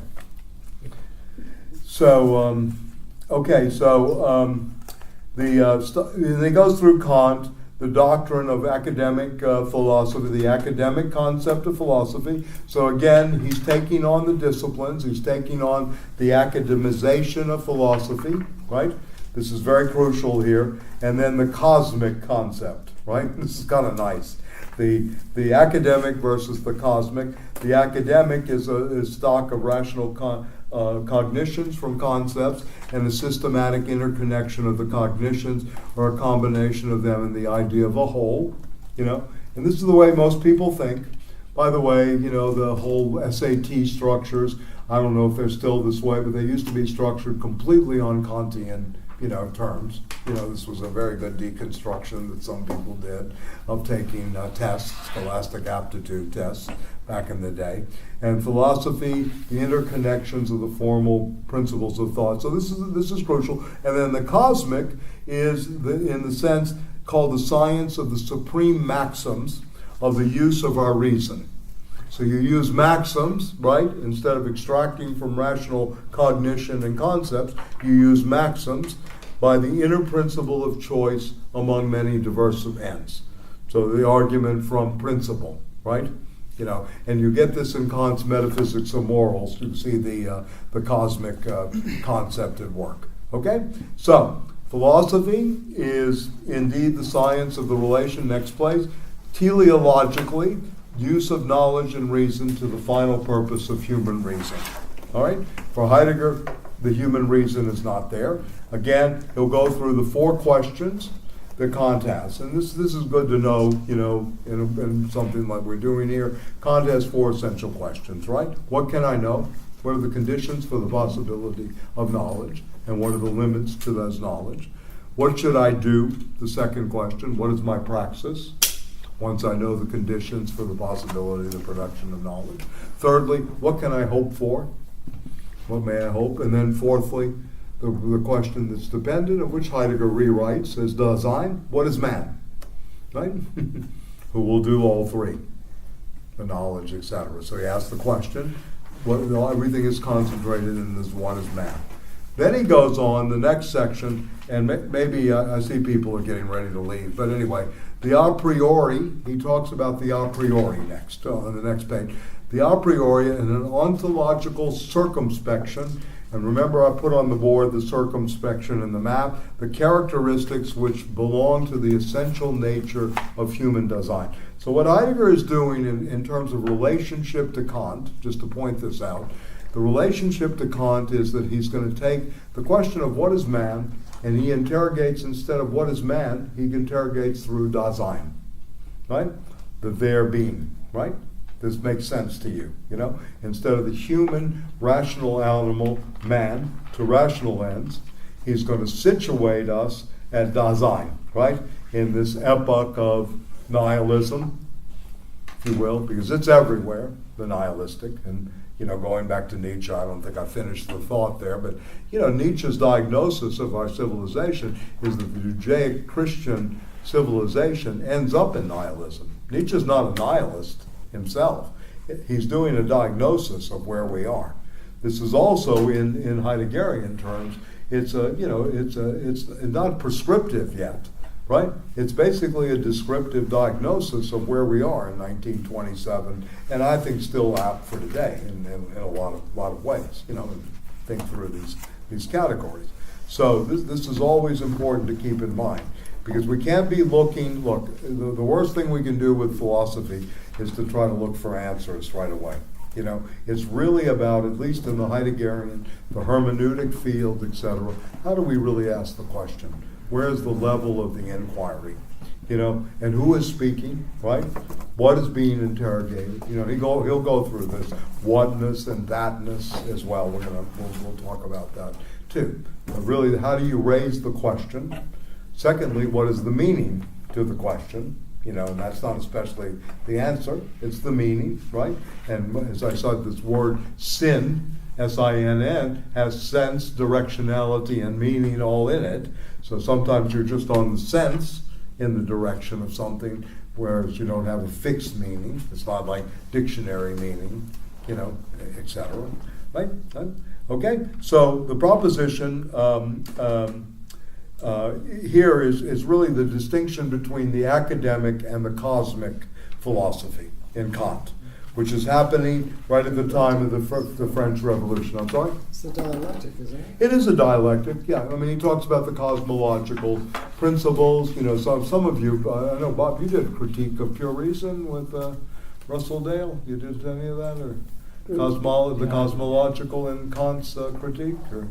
No, I didn't do Kant. Oh, okay. I did. Only Hegel. Only Hegel, okay. A lot of diagrams. Yeah. Anyway, all right. Well, anyway, okay. So, listen. Why don't I begin with the this next section, which is on the posit and positivism, and Heidegger's attack on positivism, and how a posit works, right? In Heidegger, you know what it means to posit something, throw something, what a position is, right? A Setzung, if you will. This also works very nicely in warfare. Histories of warfare, the positing and the positions, right? And then he goes into the S-Gip, and then we're going to talk about philosophy as a science of being. So this is what I'd like you to do next week in terms of the reading. Read this, and I sent this out as a PDF. I'll send it again if people don't have it, but I would like you to, you know, certainly read this carefully. I think we did a lot today in terms of maps and, you know, some concepts and stuff like that. What, Jim? Yeah. I just wondered if there's any women's writing on this, and if Well, the woman translator. That's not the same thing. Okay, women's writing on Heidegger? I'm being serious, Michael. Don't make a joke. Okay, I'm not. So I would appreciate if there are. If there's not, there's not. But if there are, that sometimes we could be also... Women commentators, Marjorie Green. There's a book by Magda King on the whole book, very, very well known. M-A-G-D-A King has done a whole thing on Heidegger. Obviously, Arendt. Martin Heidegger is 80. If you want me to find you, I can get you the piece from the New York Review of Books. I mean, she's his most famous student, right? Living. Of course, there were people outside of Arendt, like, what's the name of the woman? God, she lives in Westchester. She wrote the book on Arendt, the big book. Elizabeth Levy-Bruhl is her name? Yeah. So that's another person too, you know. So there are plenty. I mean, I can go on, you know, and certainly Simone de Beauvoir, a lot of French women. The reason I ask is just it would be nice to have it a little balanced, or at least have that other filter coming in. They're worse Heideggerians than the men. I'm just kidding. Anyway, I don't know. It's not. Yeah. Okay. No, fair enough. I mean, you know, Magda King is very good at explicating the text. Stambo worked years on this. I think most of her adult life doing this new translation. Wrote about it. Like I said, she's a Buddhist.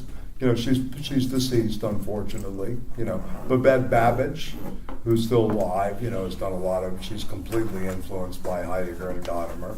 Can't stop. You know.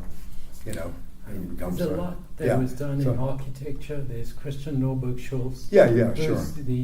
The sort of loci place that comes directly from Heidegger, and it influenced a lot of people.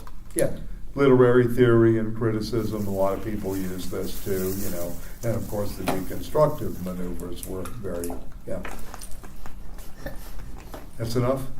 It's enough. I mean, thank you, but it just, I mean, it's a little overwhelming how much there is, and yet this is the first time it's been referenced in your presentation today. I just asked you to be a little more conscious of that. All right. It's not a criticism. It's not a criticism. Is there another one there, Otto? No. But I wanted, before you leave, Chris, and going back for him. Okay, I just wanted to mention. I want you to read again the introduction, the exposition of the question of the meaning of being, all of chapter 1, and then chapter 2. And I gave you, you know, from that section some of the things in the first part that I just gave you in terms of the outline. You'll see. This is generally under the heading as Da-sein is exemplary being for the retrieve, and then the general understanding of the understanding of being. So we're going to read sections, you know, all the way up to page 37, up to part 1, hopefully, and we'll be able to get through a lot of that. And Heidegger did mention, I mean, you know, retrospectively, once again, he mentioned retrospectively that he would always stand by the introduction to this work. The rest he was not so sure, but he did say this is very valuable going forward, you know. So So we're just reading up to part 1. Just up to the first part, to part 1, which is the interpretation of Da-sein in terms of temporality, right? And the explication of time. Introduction. Yeah, introduction 1 and 2. 1 and 2, the entire introduction. Today I was thinking 1 through 13, but we didn't have time. But yeah. So if you do that, that'd be great, right? And we'll start with the notion of positing and positions in this handout, right, in the basic problem. This is going on the same time in 27. Yeah. That's when that was 1927. That's when this was written. 1927 was the course on the basic problems, and he's writing this in his spare time. No, that's not it.